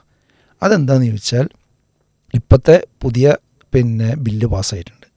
ആ ബില്ല് പാസ്സായതിനനുസരിച്ച് അതിലെ മുഴുവൻ വരികളും എന്ത് ചെയ്യണം, ചൊല്ലണം എന്നാണ്. നേരത്തെ ഒരു തീരുമാനം, ഒരു കോംപ്രമൈസ് വന്നത് എന്താണെന്ന് ചോദിച്ചാൽ, ഇതിൻ്റെ അവസാന വരികളിലാണ് കൂടുതൽ എന്ത് ചെയ്യുന്നത്, ഈ ഏകദൈവ വിശ്വാസത്തെ ഹിറ്റ് ചെയ്യുന്ന ഭാഗങ്ങളുള്ളത്. അപ്പോൾ ആ ഭാഗം ചൊല്ലേണ്ടതില്ല, ഇത് ചൊല്ലേണ്ട ഘട്ടങ്ങൾ വന്നാൽ തന്നെ ആദ്യത്തെ സ്റ്റാൻസുകൾ ചൊല്ലിയാൽ മതി എന്നായിരുന്നു. ഇപ്പോൾ വന്നിരിക്കുന്നത് എന്താണെന്ന് വെച്ചാൽ, അതെന്ത് ചെയ്യണം, പൂർണ്ണമായി ചൊല്ലണം എന്ന രീതിയിലാണ് ഇപ്പോഴത്തെ നയം വന്നിരിക്കുന്നത്. അപ്പോൾ ഇത് കേന്ദ്ര സർക്കാരിൻ്റെ നിയമം അനുസരിച്ച് പൂർണ്ണമായി ചെയ്യണമെന്ന് പറയുമ്പോൾ അത് പൂർണ്ണമായി ചൊല്ലണം എന്ന സർക്കുലറാണ് എന്ത് ഇപ്പോൾ വന്നിട്ടുള്ളത്. താങ്കളുടെ സംസാരത്തിൽ ഇവിടെ പറഞ്ഞു പുതുതായി വന്ന ഒരു നിയമത്തെക്കുറിച്ച്. യഥാർത്ഥത്തിൽ 2026 ജൂലൈ അവസാനത്തിൽ പുതുതായി നിലവിൽ വന്ന നിയമത്തിൽ എന്താണ് പറയുന്നത്? അതായത് ഇപ്പോൾ പുതുതായിട്ട് വന്ന ആ ഒരു നിയമം വന്ന സാഹചര്യം കൂടി നമ്മൾ കാണണം. അതായത് ഈ കോക്രോച്ച് പാർട്ടി ഉണ്ടല്ലോ, അതെ, അവരുടെ വലിയ സമരം നടന്നു. അതിൻ്റെ പേരിൽ ദിവസങ്ങളോളം സഭ സ്തംഭിച്ചു. ആ സ്തംഭിച്ച അവസാനം സമ്മർദ്ദത്തിന് കീഴ്പ്പെട്ട് അവർ ഒരു മന്ത്രി രാജിവെക്കണ അവസ്ഥ ഉണ്ടായി. ആ കലുഷിതമായ അന്തരീക്ഷത്തിൽ ടപ്പ് എന്ന് പറഞ്ഞാൽ ഒറ്റ പാസ്സാക്കിയതാണെന്ത്, ഒരു ചർച്ചയില്ലാതെ പാസ്സായ സാധനമാണെന്ത് ഈ വന്ദേ മാതരത്തിൻ്റെ നിയമം എന്ന് പറയുന്നത്. നമ്മളും അതിൻ്റെ ആ സാഹചര്യം കൂടി മനസ്സിലാക്കണം. അതായത് വീട് കത്തുമ്പോൾ അല്ലേ, അതെ, കഴുക്കോലൂര് എന്ന് പറഞ്ഞ പോലെ അത് ചെയ്തതാണ് സംഗതി. അല്ലാതെ എല്ലാവരും ചർച്ച ചെയ്ത് അതിൻ്റെ നെഗറ്റീവും പോസിറ്റീവും പറഞ്ഞ് അങ്ങനെ ഒരു പ്രതിപക്ഷത്തിൻ്റെ കൺസേണൊക്കെ കേട്ട് അങ്ങനെ വന്നൊരു നിയമമൊന്നുമല്ല. ഇനി എന്തോ ആവട്ടെ, അത് പാസ്സാക്കി. അതായത് പിന്നെ ഒരു ആക്ടിൻ്റെ പേര് prevention of insults to national honour act 2026. ഇതാണ് അതിൻ്റെ ആക്ടിൻ്റെ പേര്. ഇതെന്താ വെച്ചാൽ 1971 നേരത്തെ ഈ വിഷയത്തിലുണ്ടായിരുന്ന നിയമം ഉണ്ടായിരുന്നത്. ആ നിയമം ഇപ്പം എന്ത് ചെയ്തു, ഭേദഗതി ചെയ്തു. അപ്പോൾ ആ നിയമത്തിൽ എന്താണെന്ന് വെച്ചാൽ, ഇതുവരെ ദേശീയ ഗാനവും അതുപോലെ തന്നെ നമ്മുടെ പതാകയും ഇത് രണ്ടുമായിരുന്നു നമ്മൾ ബഹുമാനപൂർവ്വം ആദരപൂർവ്വം കാണേണ്ട ഒരു സാധനമായിട്ടുണ്ടായിരുന്നത്. അതിന് ചില പ്രോട്ടോക്കോളുകളുണ്ട്. ആ പ്രോട്ടോക്കോൾ ലംഘിച്ചാൽ കുറ്റകരമായിരുന്നു. അതാണ് 1971 നിയമം. എന്നാൽ പുതിയപ്പത്തെ ഈ പറഞ്ഞ 2026 നിയമം പാസ്സാക്കിയതോടുകൂടി എന്തായെന്ന് വെച്ചാൽ ഈ വന്ദേ മാതരവും ഇതിൻ്റെ ഒരു പദവിയിലേക്ക് കൊണ്ടുവന്നു. അപ്പോൾ ഇനി അതിനോട് ഈ പറഞ്ഞ പ്രോട്ടോക്കോൾ പാലിച്ചിട്ടില്ലെങ്കിൽ അവരും എന്തായി, കുറ്റക്കാരായി. അതായത് 3 വർഷം വരെ എന്ത് ചെയ്യുക, തടവിന് ശിക്ഷിക്കപ്പെടാൻ സാധ്യതയുണ്ട്. അതിന് അത് തടസ്സപ്പെടുത്തുക, അതേപോലെ തന്നെ അപമാനിക്കുക. അത് നേരത്തെ പറഞ്ഞ ദേശീയഗാനത്തോട് ചെയ്യുന്ന സംഗതികൾ ഇതിനോടും ചെയ്താൽ എന്ത് ചെയ്യും, അത് കുറ്റകരമാകും. അതെന്ത് 3 വർഷത്തിന് ശിക്ഷ കിട്ടാൻ കാരണമാകുന്ന വിഷയമായിട്ട് എന്ത് ചെയ്യും, മാറും. അതാണ് ഇപ്പോൾ അതിലുള്ള ഒരു നിയമത്തിൽ വന്ന ഒരു കുറ്റം എന്ന് പറയുന്നത്. അതെ, വന്ദേമാതരം പൂർണ്ണമായും ചൊല്ലൽ നിർബന്ധമാണോ ഈ ഒരു നിയമപ്രകാരം? ഇല്ലല്ലോ, ഒരിക്കലുമില്ല. കാരണം എന്താണെന്ന് വെച്ചാൽ ഈ നിയമത്തിൽ അത് നിർബന്ധമായിട്ട് ചൊല്ലണമെന്നില്ല. അതിലുള്ളത് എങ്ങനെയാണെന്ന് വെച്ചാൽ ചൊല്ലുന്ന സാഹചര്യത്തിൽ അതിനെ തടസ്സപ്പെടുത്താൻ പാടില്ല, അതിനെ നിന്ദിക്കാൻ പാടില്ല, അതിനെ വിമർശിക്കാൻ പാടില്ല. അതാണ് പോയിൻ്റ്. അല്ലാതെ നിർബന്ധപൂർവ്വം ഓരോ വ്യക്തിയും അത് ചൊല്ലിയിരിക്കണം എന്ന് നിയമത്തിൽ എന്ത് ചെയ്യണില്ല, പറയുന്നില്ല. അതാണ് എൻ്റെ ഒരു മർമ്മം. കേരളത്തിന് ഇത് ഒഴിവാക്കിക്കൂടെ? എന്താണ് അതിനോട് പ്രതികരണം? അല്ല, കേരളത്തിൽ മാത്രമല്ല, നമ്മളിപ്പോൾ ഒരു മതേതരമായ രാജ്യം നിലനിൽക്കണമെന്ന് ആഗ്രഹിക്കുന്ന എല്ലാ സംസ്ഥാനങ്ങളും ഇത് ഒരു പ്രത്യേക മതവിശ്വാസത്തെ, നമ്മുടെ രാജ്യത്തുള്ള ഒരു പ്രബല ന്യൂനപക്ഷത്തെ അവരുടെ വിശ്വാസത്തെ ഹിറ്റ് ചെയ്യുന്നൊരു സംഗതി ഇതിലുള്ളത് കൊണ്ട് അത് എന്തിനാണ് ഒരു ബുദ്ധിമുട്ടുള്ള നമ്മുടെ നമുക്ക് ദേശീയഗാനം ഉണ്ടല്ലോ, നമുക്ക് രാജ്യസ്നേഹം പ്രകടിപ്പിക്കാൻ ദേശീയഗാനം ഓൾറെഡി ഉണ്ട്. അതുപോലെ ഈ തർക്കമുള്ള സംഗതി കൊണ്ടുവരുന്നത് എന്തിനാ? അതൊരു ബോധപൂർവം എന്ത് ചെയ്യാണ്, ഒരു വിഭാഗത്തെ പ്രയാസപ്പെടുത്താൻ തന്നെയാണ്. അപ്പം അങ്ങനെ ഉദ്ദേശിക്കാത്ത ഭരണകൂടങ്ങളൊക്കെ ഇത് യഥാർത്ഥത്തിൽ നടപ്പാക്കാതിരിക്കുകയാണ് ശരിക്കും എന്ത് ചെയ്യേണ്ടത്, വേണ്ടത്. പിന്നെ മാത്രമല്ല 1986 സുപ്രീം കോടതിയുടെ ഒരു വിധിയുണ്ട്, ഒരു വളരെ പ്രസക്തമായ ഒരു വിധിയുണ്ട്. അത് ബിജോയ് ഇമ്മാനുവൽ കേസ് അറിയാലോ. അതായത് ഒരു ക്രൈസ്തവ വിദ്യാർത്ഥി അവർ ദേശീയഗാനം ചൊല്ലിയപ്പോൾ എഴുന്നേറ്റുന്നില്ല.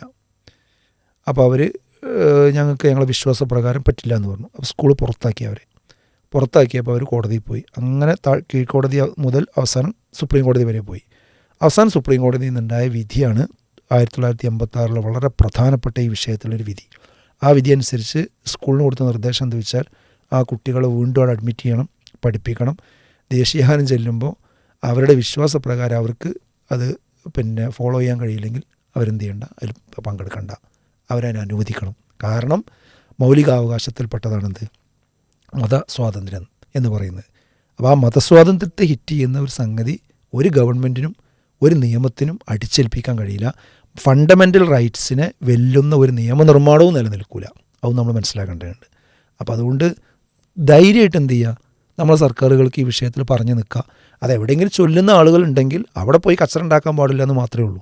അല്ലാതെ ഇത് നാളെ മുതൽ എല്ലാവരും ചൊല്ലിയിരിക്കണം എന്ന നിർബന്ധ ബുദ്ധിയിലേക്ക് കൊണ്ടുവരാൻ പുതിയ നിയമം അനുശാസിക്കണില്ല. അത് രാജാവിനേക്കാളും വലിയ രാജഭക്തി കാണിക്കേണ്ട ഒരാവശ്യമില്ല. അവിടുന്ന് വെള്ളം വരുന്നുണ്ട്, പുഴ വരുന്നുണ്ടാണ്, ഇവിടുന്ന് തുണി പൊക്കണ്ടേ ഒരാവശ്യം യഥാർത്ഥത്തിൽ ഈ വിഷയത്തിൽ ഇല്ല എന്നുള്ളതാണ് നമ്മൾ മനസ്സിലാക്കേണ്ട ഒരു കാര്യം. അതുകൊണ്ട് നമ്മളിപ്പോൾ കേരളത്തിൻ്റെ ചീഫ് സെക്രട്ടറി ഒരു അനാവശ്യമായ ധൃതി കാണിച്ചു എന്ന കാര്യം പറയാതിരിക്കാൻ നിർവാഹമല്ല. യഥാർത്ഥത്തിൽ ഇത് നമ്മൾ പരിഗണിക്കുമ്പോൾ ഗവൺമെൻറ്റിന്, പ്രത്യേകിച്ച് കേരള ഗവൺമെൻറ് പോലെയുള്ള സംസ്ഥാന സർക്കാരുകൾക്ക് എന്ത് ചെയ്യാൻ കഴിയും ഈ ഒരു വിഷയത്തിൽ? തീർച്ചയായിട്ടും നമ്മൾ കേരള സർക്കാർ, അതാര് ഭരിക്കുകയാണെങ്കിലും അവർക്ക് ഈ വിഷയത്തിലൊക്കെ നല്ല ജാഗ്രത വേണം. കാരണം ഇവിടെ ഇപ്പോൾ മാറി മാറി വരുന്ന സർക്കാരുകൾ, അത് LDF ആകട്ടെ UDF ആകട്ടെ, അവർ രണ്ട് കൂട്ടരും ജനങ്ങളെ മുമ്പിൽ അവർക്ക് വോട്ട് കിട്ടുന്നതിൻ്റെ പിന്നീട് ഒരു പ്രധാന മാൻഡേറ്റ് എന്ന് പറയുന്നത് എന്താ, അവർ മതനിരപേക്ഷ നിലപാട് കാത്തു സൂക്ഷിക്കും എന്നുള്ളതാണ്. അത് പ്രത്യേകിച്ച് ഇപ്പോൾ നമ്മളെ ഭരിച്ചുകൊണ്ടിരിക്കുന്ന VD സതീശൻ സർക്കാരാകട്ടെ, അദ്ദേഹത്തിന് കാര്യമായിട്ട് ജനങ്ങൾ ശരിക്ക് അദ്ദേഹത്തെ വോട്ട് ചെയ്തതും ഒരു പാർട്ടി തീരുമാനം മറ്റൊന്നായിട്ടും അദ്ദേഹത്തിന് മുഖ്യമന്ത്രിയായി വരാനുള്ളൊരു പ്രഷർ സമൂഹത്തിൽ നിന്നുണ്ടായതൊക്കെ അദ്ദേഹത്തിൻ്റെ വികസന കാഴ്ചപ്പാടിനേക്കാൾ അദ്ദേഹം ഈ രാജ്യത്തിൻ്റെ സമാധാനത്തിനും സ്വൈരത്തിനും ഈ നാട്ടിൽ കലാപവും വർഗീയതയും ഈ വിഷവിത്തും ഉള്ളൊരു സാഹചര്യം ഇല്ലാതെയാക്കും, അതിനോട് നോ കോംപ്രമൈസ് എന്ന രീതിയിൽ അദ്ദേഹം ഒരു സ്റ്റാൻഡ് എടുത്തു എന്നുള്ളതാണ്. ആ സ്റ്റാൻഡിന് കിട്ടിയ വോട്ടാണ്. അപ്പോൾ സ്വാഭാവികമായിട്ടും അദ്ദേഹം ഭരണത്തിൽ വന്നു കഴിഞ്ഞാൽ ഇങ്ങനത്തെ വിഷയം വരുമ്പോൾ മറ്റാരെക്കാളും എന്ത് ചെയ്യണം, അദ്ദേഹം ജാഗ്രത കാണിക്കണം. ഇത് ഇവിടുത്തെ ഒരു വലിയ വിഭാഗത്തെ ഹിറ്റ് ചെയ്യുന്ന വിഷയമാണ്. ഈ വിഷയത്തിൽ അദ്ദേഹത്തിൻ്റെ പാർട്ടിയായിട്ടുള്ള കോൺഗ്രസ് പാർട്ടിയെ സംബന്ധിച്ചിടത്തോളം വളരെ കാലം മുമ്പ് തന്നെ അതിൽ കൃത്യമായ സ്റ്റാൻഡ് എടുത്തതാണ്. അപ്പോൾ ആ സ്റ്റാൻഡ് മുന്നിൽ വെച്ചുകൊണ്ട് ഈ വിഷയത്തെ എന്ത് ചെയ്യേണ്ടതുണ്ട്, ഇങ്ങനത്തെ ഒരു വിവാദം വരുമ്പോൾ വളരെ വേഗത്തിൽ അതിന് ഒരു ക്ലാരിറ്റി കൊടുക്കുക എന്നുള്ളത് അദ്ദേഹത്തിൻ്റെ ബാധ്യതയാണ്. പ്രത്യേകിച്ച് 4-ാം തീയതി ഒരു സർക്കുലർ പുറപ്പെടുവിച്ചു, അതിൽ ഈ വിഷയങ്ങളൊന്നുമില്ല. പിന്നെ 6-ാം തീയതി വീണ്ടും ചീഫ് സെക്രട്ടറി എന്ത് ചെയ്യാണ്, മറ്റൊരു സർക്കുലർ കേന്ദ്രത്തിൻ്റേതാണെന്ന് പറഞ്ഞുകൊണ്ട് വിടുകയാണ്. അപ്പോൾ അവിടെ ആശയക്കുഴപ്പമായി. ഒന്നിൽ വന്ദേ മാതരം ചൊല്ലണമെന്നും മറ്റേതിൽ ചെല്ലണ്ടെന്നുമാണ്. ഈ ആശയക്കുഴപ്പം അവിടെ നിലനിൽക്കുമ്പോൾ അത് വളരെ വേഗത്തിൽ എന്ത് ചെയ്യണം, സർക്കാർ വന്നുകൊണ്ട് അതിൽ ക്ലാരിറ്റി വരുത്തണം. ഈ ഒരു വിവാദ സർക്കുലർ പുറത്തു വന്നതിന് ശേഷം അത് മതേതര രാജ്യത്തിന് ചേർന്നതല്ല എന്നതടക്കമുള്ള വിഷയങ്ങൾ ഉന്നയിച്ചുകൊണ്ട് വിസ്ഡം ഇസ്ലാമിക് ഓർഗനൈസേഷൻ സോഷ്യൽ മീഡിയകളിലടക്കം പ്രസ്താവനകൾ പുറത്തിറക്കിയിരുന്നു. അതിന് വലിയ സ്വീകാര്യത യഥാർത്ഥത്തിൽ സോഷ്യൽ മീഡിയയിലും അല്ലാതെയുമൊക്കെ ലഭിച്ചിട്ടുണ്ട് എന്നതും നമുക്ക് ഈ ഒരു സമയത്ത് ഓർക്കാൻ കഴിയും. അതേസമയം തന്നെ മറ്റൊരു ചേരിയിൽ നിന്ന് പ്രത്യേകിച്ച് UDF സർക്കാരിൻ്റെ ആ ഒരു തിരിച്ചുവരവിന് ഒരു സമ്മർദ്ദ ചെലുത്തി എന്നോ അതല്ലെങ്കിൽ അതിനെ സപ്പോർട്ട് ചെയ്തു എന്നോ നിലയ്ക്ക് ഒക്കെ നമ്മൾ ആളുകൾ ചർച്ച ചെയ്യുന്ന ഒരു തലം കൂടിയുണ്ട്. അങ്ങനെ വെച്ച് നോക്കുമ്പോൾ UDFനെ തിരിച്ചു കൊണ്ടുവരുന്ന വിഷയത്തിൽ എന്തെങ്കിലും ശ്രമിച്ചിട്ടുണ്ടെങ്കിൽ അതൊരു പാരയായി എന്ന് തോന്നുന്നുണ്ടോ? അല്ല, ഇപ്പം ബഷീറിൻ്റെ ചോദ്യം ഈ സോഷ്യൽ മീഡിയയിൽ പല ആളുകളും കമൻറ്റും ബോക്സും ഒക്കെ ആയിട്ട് വരുന്ന ഒരു സാധനമാണ്. അതെ. യഥാർത്ഥത്തിൽ അവർ നമ്മുടെ രാഷ്ട്രീയ നിലപാടിനെ സംബന്ധിച്ച് അവർക്കൊരു അവ്യക്തത ഉണ്ടെന്നാണ് ഞാൻ മനസ്സിലാക്കുന്നത്. അല്ലെങ്കിൽ ആ അവ്യക്തത ഉണ്ടെന്ന് അടിക്കുകയായിരിക്കും. അതെന്താണെന്ന് അവരാണ് പറയേണ്ടത്, നമുക്കറിയില്ല. നമ്മളെ സംബന്ധിച്ചിടത്തോളം ഒരു പ്രത്യേക സർക്കാരിനെ കൊണ്ടുവരിക എന്നോ ഒരു പ്രത്യേക സർക്കാരിനെ താഴെ ഇറക്കുക എന്ന രാഷ്ട്രീയമായ ഒരു ലക്ഷ്യം വെച്ചുകൊണ്ടല്ല നമ്മൾ എന്ത് ചെയ്യുന്നത്, സംസാരിക്കുന്നത്. നമ്മൾ വിഷയത്തിൻ്റെ മെറിറ്റ് വെച്ചുകൊണ്ടാണ് സംസാരിക്കുന്നത്. അത് UDF ഭരിച്ചാലും LDF ഭരിച്ചാലും നമ്മുടെ രാജ്യത്തിനും നമ്മുടെ മതനിരപേക്ഷതക്കും നമ്മുടെ വിശ്വാസങ്ങൾക്കും ഒക്കെ വിരുദ്ധമാകുന്ന അല്ലെങ്കിൽ ഇനി ഹിറ്റ് ചെയ്യുന്ന പ്രശ്നങ്ങൾ വരുമ്പോൾ നമ്മളതിൽ ഇടപെടും, സംസാരിക്കും. അത് നേരത്തെ ഗവൺമെൻറ് വന്നപ്പോഴും നമ്മളത് ഓരോ വിഷയങ്ങൾ വന്നപ്പോൾ സംസാരിച്ചിട്ടുണ്ട്. ഈ ഗവൺമെൻറ് വന്നപ്പോഴും എന്ത് ചെയ്തിട്ടുണ്ട്, സംസാരിച്ചിട്ടുണ്ട്. ഇപ്പോൾ PM ശ്രീ വിഷയം നേരത്തെ ഗവൺമെൻറ്റാണ് ഒപ്പുവെച്ച്, ആ സമയത്ത് നമ്മൾ കൃത്യമായി പ്രതികരിച്ചു, സംസാരിച്ചിട്ടുണ്ട്. അത് രാജ്യത്തിന് ദോഷമാണ്. അതേ പോസ്റ്റ് തന്നെ വെച്ചുകൊണ്ടാണ് ഈ സർക്കാർ വന്നപ്പോൾ ആ വിഷയത്തിലൊരു തീരുമാനം എടുക്കാൻ ആശയക്കുഴപ്പമുണ്ടായ സമയത്ത് ഇതേ സർക്കാരിനോട് നമ്മൾ ഫേസ്ബുക്ക് പരിശോധിച്ചാൽ നമുക്ക് കാണാൻ പറ്റും, നമ്മളെ പ്രസ്താവനകൾ പരിശോധിച്ചാൽ കാണാൻ പറ്റും. അതിലൊരു ഇരട്ട നിലപാട് എന്ത് ചെയ്തിട്ടില്ല, നമ്മളെടുത്തിട്ടില്ല. അതേപോലെ ഇപ്പോൾ ഈ വന്ദേ മാതരം വിഷയം വന്നു. അതിൽ ഞാൻ മനസ്സിലാക്കിയെടുത്തോളം ഒരു മുസ്ലിം സംഘടന എന്നുള്ള നിലക്ക് ഒരു പ്രസ്താവനയായിട്ട് വന്നത് വേറൊന്നും ഞാൻ ശ്രദ്ധയിൽ അങ്ങനെ പെട്ടിട്ടില്ല. ഇനി ഉണ്ടാവാം, നമ്മൾ ശ്രദ്ധയിൽപ്പെടാത്തതായിരിക്കാം. ഇനി അപ്പോൾ നമ്മളെന്ത് ചെയ്തിട്ടുണ്ട്, ആ വിഷയം കൃത്യമായിട്ട് പറഞ്ഞിട്ടുണ്ട്. ഇപ്പം നമ്മൾ സംസാരിച്ച വിഷയം എന്താ, ആ വിഷയത്തിൽ ജാഗ്രത ഗവൺമെൻറ്റിന് വേണം തന്നെയല്ലേ. അപ്പോൾ അതൊരിക്കലും ആ രീതിയിൽ പറഞ്ഞു പോകുന്നത് എന്തല്ല, അതൊരു രാഷ്ട്രീയ പക്ഷപാതിത്വത്തിൽ നിന്നുണ്ടാകുന്ന സംഗതിയാണ്. പിന്നെ ഇപ്പം എന്തായി, നിങ്ങളിപ്പോൾ സംഘികളുമായിട്ട് ബായി ആയിട്ട് പോകുന്നു LDF ഗവൺമെൻറ് എന്ന ആക്ഷേപം ഉയർത്തിക്കൊണ്ടാണല്ലോ നിങ്ങളിപ്പോൾ പിന്നെ UDF അത് വന്നു കഴിഞ്ഞാൽ അതൊക്കെ പ്രശ്നം പരിഹരിക്കും. ഇപ്പോൾ UDF അങ്ങനെ തന്നെയല്ലേ പോകുന്നത്, ഇപ്പം എന്ത് പറയാനുണ്ട് എന്ന് ചോദിച്ചുകൊണ്ട് അങ്ങോട്ടും ഇങ്ങോട്ടുമൊക്കെ പറയുന്നുണ്ട്. ഇവിടെ നമ്മൾ കാണേണ്ടത് എന്താണെന്ന് വെച്ചാൽ UDF ആണെങ്കിലും LDF ആണെങ്കിലും ഇപ്പോൾ നേരത്തെ ഗവൺമെൻറ്റിൻ്റെ ഓരോ നിലപാടുകൾ നമ്മൾ ഇപ്പോൾ PM ശ്രീ വിഷയങ്ങളാണെങ്കിലും അതുപോലെ പോലീസിലെ ഇടപെടലുകൾ കാര്യങ്ങളാണെങ്കിലും ഓരോ സന്ദർഭത്തിലെടുത്ത് പരിശോധിച്ചാൽ കേന്ദ്ര സർക്കാരിനോട് ആ കാര്യങ്ങളിൽ ഒരു സ്ട്രോങ് ആയ നിലപാട് സ്വീകരിക്കുന്നതിൽ എന്ത് ചെയ്തിട്ടുണ്ട്, പലപ്പോഴും പ്രശ്നങ്ങളുണ്ടായിട്ടുണ്ട്. അത് ഈ സർക്കാരിനും നമ്മൾ കണ്ടുകൊണ്ടിരിക്കുന്നുണ്ട്. അത് ഈ രണ്ട് സർക്കാരുകളുടെ വിഷയം. അതിപ്പോൾ LDF ഭരിക്കുമ്പോൾ ഇവരങ്ങോട്ട് ആക്ഷേപിക്കും, നിങ്ങൾ കേന്ദ്ര സർക്കാരിന് കീഴ്പ്പെടുകയാണെന്നുള്ളത്. UDF ഭരിക്കുമ്പോൾ LDF ആക്ഷേപിക്കും. ഇതാണ് അങ്ങോട്ടും ഇങ്ങോട്ടും ആക്ഷേപിക്കുക എന്നുള്ളതാണ്. വസ്തുത എന്താണെന്ന് ചോദിച്ചാൽ ഈ ഡീപ്പ് സ്റ്റേറ്റ് എന്ന് പറഞ്ഞ സാധനം ഉണ്ടല്ലോ, അത് കുറച്ച് കാലങ്ങളായിട്ട് സംഘപരിവാറിൻ്റെ ഒരു ആസൂത്രണത്തിൻ്റെ ഭാഗമായി നമ്മുടെ രാജ്യത്തിൻ്റെ ഉദ്യോഗസ്ഥ വൃന്ദ തലങ്ങളിൽ, ഭരണനിർവഹണ സ്ഥലങ്ങളിൽ, പോലീസ് ഡിപ്പാർട്ട്മെൻറ്റുകളിൽ, അങ്ങനെയുള്ള സംവിധാനങ്ങളിലൊക്കെ അവരുടേതായ ഒരു അക്കമഡേഷൻ എന്ത് ചെയ്തിട്ടുണ്ട്, അവർ ബോധപൂർവം ഉണ്ടാക്കി തീർത്തിട്ടുണ്ട്. അതുപോലെ നമ്മൾ ഇലക്ഷൻ കമ്മീഷനെ നിശ്ചയിക്കുന്നത് മുതൽ സുപ്രീം കോടതിയുടെ ജഡ്ജിയെ നിശ്ചയിക്കുന്നത് മുതൽ എല്ലാ കാര്യത്തിലും നമ്മൾ കേന്ദ്രം മുതൽ ദേശീയ തലം മുതൽ സംസ്ഥാന തലം വരെ, അതുപോലെ ഫെഡറൽ സംവിധാനത്തെ ഇല്ലാതാക്കുന്നത് മുതൽ ഒരു വിദ്യാഭ്യാസത്തിൻ്റെ വിഷയത്തിൽ, കരിക്കുലത്തിൻ്റെ വിഷയത്തിൽ, ഒരുപാട് വിഷയത്തിൽ അതിന് പറ്റുന്ന രീതിയിലേക്കുള്ള ഒരു രൂപം ഉണ്ടാക്കിയിട്ടുണ്ട്. ആ പുഴ ഒഴുകിക്കൊണ്ടേയിരിക്കുകയാണ്. അതിനെ തടഞ്ഞു നിർത്താൻ ഇവിടെ മാറി മാറി വരുന്ന സർക്കാരുകൾക്ക് പ്രായോഗികമായി അവർക്കതിന് സാധ്യമാകുന്നില്ല എന്ന യാഥാർത്ഥ്യമാണ് യഥാർത്ഥത്തിൽ എന്ത് ചെയ്യുന്നത്, ഇതിലൂടെ വെളിച്ചത്ത് വരുന്നത്. അത് LDFൻ്റെ കുറ്റം പറഞ്ഞിട്ടും കാര്യമില്ല, UDFന് കുറ്റം പറഞ്ഞിട്ടും കാര്യമില്ല. അത് നമ്മുടെ രാജ്യത്ത് കുറച്ച് കാലമായി ഇവിടെ ഇവരുണ്ടാക്കിയെടുത്ത അവരുടെ ഒരു അജണ്ട ഇവിടെ വർക്കൗട്ട് ആയിക്കൊണ്ടിരിക്കുന്നു. അതിന് ബ്രേക്ക് ചെയ്യാനുള്ള ഇച്ഛാശക്തിയും നിശ്ചയദാർഢ്യവും നമ്മുടെ സർക്കാരുകൾ കാണിക്കണം എന്നാണ് എനിക്ക് പറയുന്നത്. അത് UDF ആയാലും കാണിക്കണം, LDF ആയിട്ടും കാണിക്കണം. അത് കാണിക്കാൻ വേണ്ടിയാണ് ആളുകൾ ഇവർക്ക് വലിയ വോട്ട് ഭൂരിപക്ഷം സീറ്റ് കൊടുത്തുകൊണ്ട് അധികാരത്തിലെത്തിക്കുന്നത്. അതുകൊണ്ട് എത്ര റോഡ് ഉണ്ടാക്കിയിട്ടും പാലുണ്ടാക്കിയിട്ടും മറ്റ് സംഗതികൾ ഉണ്ടാക്കിയിട്ടും ക്ഷേമ പെൻഷൻ കൊടുത്തിട്ടും ഒക്കെ അതിനോടൊക്കെ ഉപകാരം ഉണ്ടാവും. പക്ഷെ അതുകൊണ്ടുള്ള ഗുണം കിട്ടണമെങ്കിൽ ഇവിടെ പൊളിറ്റിക്സായിട്ട് രാഷ്ട്രീയമായിട്ട് കൃത്യമായ നിലപാടുകൾ ഉറക്കെ പറഞ്ഞുകൊണ്ട് തന്നെ എന്ത് ചെയ്യണം, മുന്നോട്ട് പോകണം. ഇതിനർത്ഥം എന്താ, കേന്ദ്ര സർക്കാരുമായിട്ട് എപ്പോഴും യുദ്ധത്തിലും ഒരു മല്ലിട്ട് കൊണ്ട് പോവുക എന്നുള്ളതല്ല നമ്മൾ ഉദ്ദേശിക്കുന്നത്. അത് ഒരു സർക്കാർ എന്നുള്ള നിലക്ക് സഹകരിച്ച് പോകേണ്ടി വരും. പക്ഷേ നിലപാടുകൾ എടുക്കുന്നിടത്ത് ഞങ്ങളുടെ നിലപാട് ഇന്നതാണ് എന്ന് രേഖപ്പെടുത്തേണ്ടടുത്ത് രേഖപ്പെടുത്തണം, പ്രതികരിക്കേണ്ടടുത്ത് പ്രതികരിക്കണം. അതിൽ ഒരു ഒഴുക്കൻ മട്ട് നിലപാട് സ്വീകരിക്കുക എന്നത് അത് ഏത് ഗവൺമെൻറ് വന്നാലും LDF വന്നാലും UDF വന്നാലും രണ്ട് കൂട്ടർക്കും അത് പ്രശ്നമാണ്. അത് കേരള സമൂഹം എന്ത് ചെയ്യൂല, ഒരിക്കലും അതിനെ അംഗീകരിക്കില്ല. അതാണ് ആ വിഷയത്തിൽ പറയാനുള്ളൂ. വന്ദേമാതരമാണ് ഇപ്പോൾ വിവാദവും ചർച്ചയുമായിട്ടുള്ളത്. ഇനിയും സമാനമായ ചർച്ചകൾ, വിവാദങ്ങൾ ഉണ്ടായേക്കാം. ഇത്തരം ഘട്ടങ്ങളിൽ മുസ്ലിം സംഘടനകളോട് എന്താണ് നമുക്ക് ചേർത്ത് വെക്കാനുള്ളത്? അല്ല, ഇത് വന്ദേമാതരത്തിൻ്റെ വിഷയം മാത്രമല്ല. ഇന്ന് ഇന്ത്യൻ മുസ്ലിമീങ്ങൾ ഒരുപാട് വിഷയങ്ങൾ അഭിമുഖീകരിച്ചുകൊണ്ടിരിക്കുന്നുണ്ട്. അപ്പം നമ്മൾ നേരത്തെ പൗരത്വ ഭേദഗതി ബില്ല് മുതൽ UCC മുതൽ ഇങ്ങോട്ട് പോന്നു കഴിഞ്ഞാൽ വഖഫ് നിയമ ഭേദഗതി മുതൽ നമ്മുടെ അടിസ്ഥാനപരമായ വിഷയത്തെ ബാധിക്കുന്ന ഒരുപാട് വിഷയങ്ങൾ നിയമനിർമ്മാണം ഒരു ഭാഗത്ത് നടക്കുന്നുണ്ട്. അതോടൊപ്പം തന്നെ ഒരു ഇസ്ലാമോഫോബിക്കായിട്ടുള്ളൊരു പരിസരത്തെ ഇവിടെ ഉണ്ടാക്കിയെടുത്തിട്ടുണ്ട്. അത് ഉണ്ടാക്കിയെടുത്തതിൻ്റെ മറവിൽ വെച്ചുകൊണ്ടാണ് എന്ത് ചെയ്യുന്നത്, എല്ലാം വിവാദമാക്കുക. അത് വിവാദമാക്കുന്നതിൻ്റെ പിന്നിൽ ചില ആളുകൾക്ക് അജണ്ട, അത് ചില മീഡിയകൾ ചർച്ച ചെയ്യുക. അവർ 4 പേര് രാത്രി വന്നു കണ്ടൊരു ചർച്ച നടത്തി കഴിഞ്ഞാൽ പിറ്റേ ദിവസം അത് ഗവൺമെൻറ് ഓർഡർ ആവുക, അല്ലെങ്കിൽ ഉത്തരവാകുക, അല്ലെങ്കിൽ കോടതി വിധിയായി മാറുക.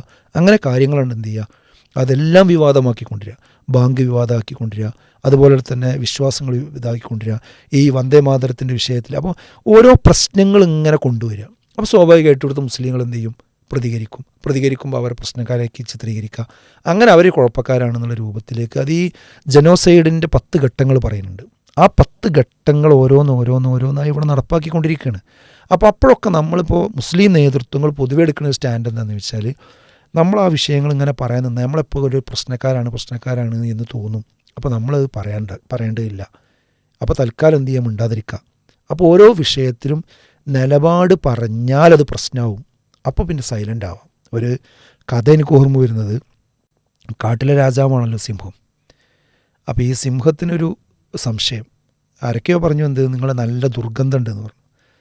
അപ്പോൾ സിംഹത്തിന് അതൊന്ന് ക്ലിയർ ആക്കണം. അപ്പോൾ സിംഹം ഇങ്ങനെ കാട്ടിൽ കൂടി നടന്നപ്പോൾ ഒരു കുരങ്ങനെ കണ്ടു.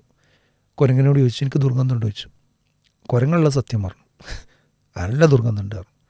അത് കേട്ടപ്പോൾ സഹിച്ചില്ല. അപ്പോൾ കുരങ്ങനെ ശരിയാക്കി.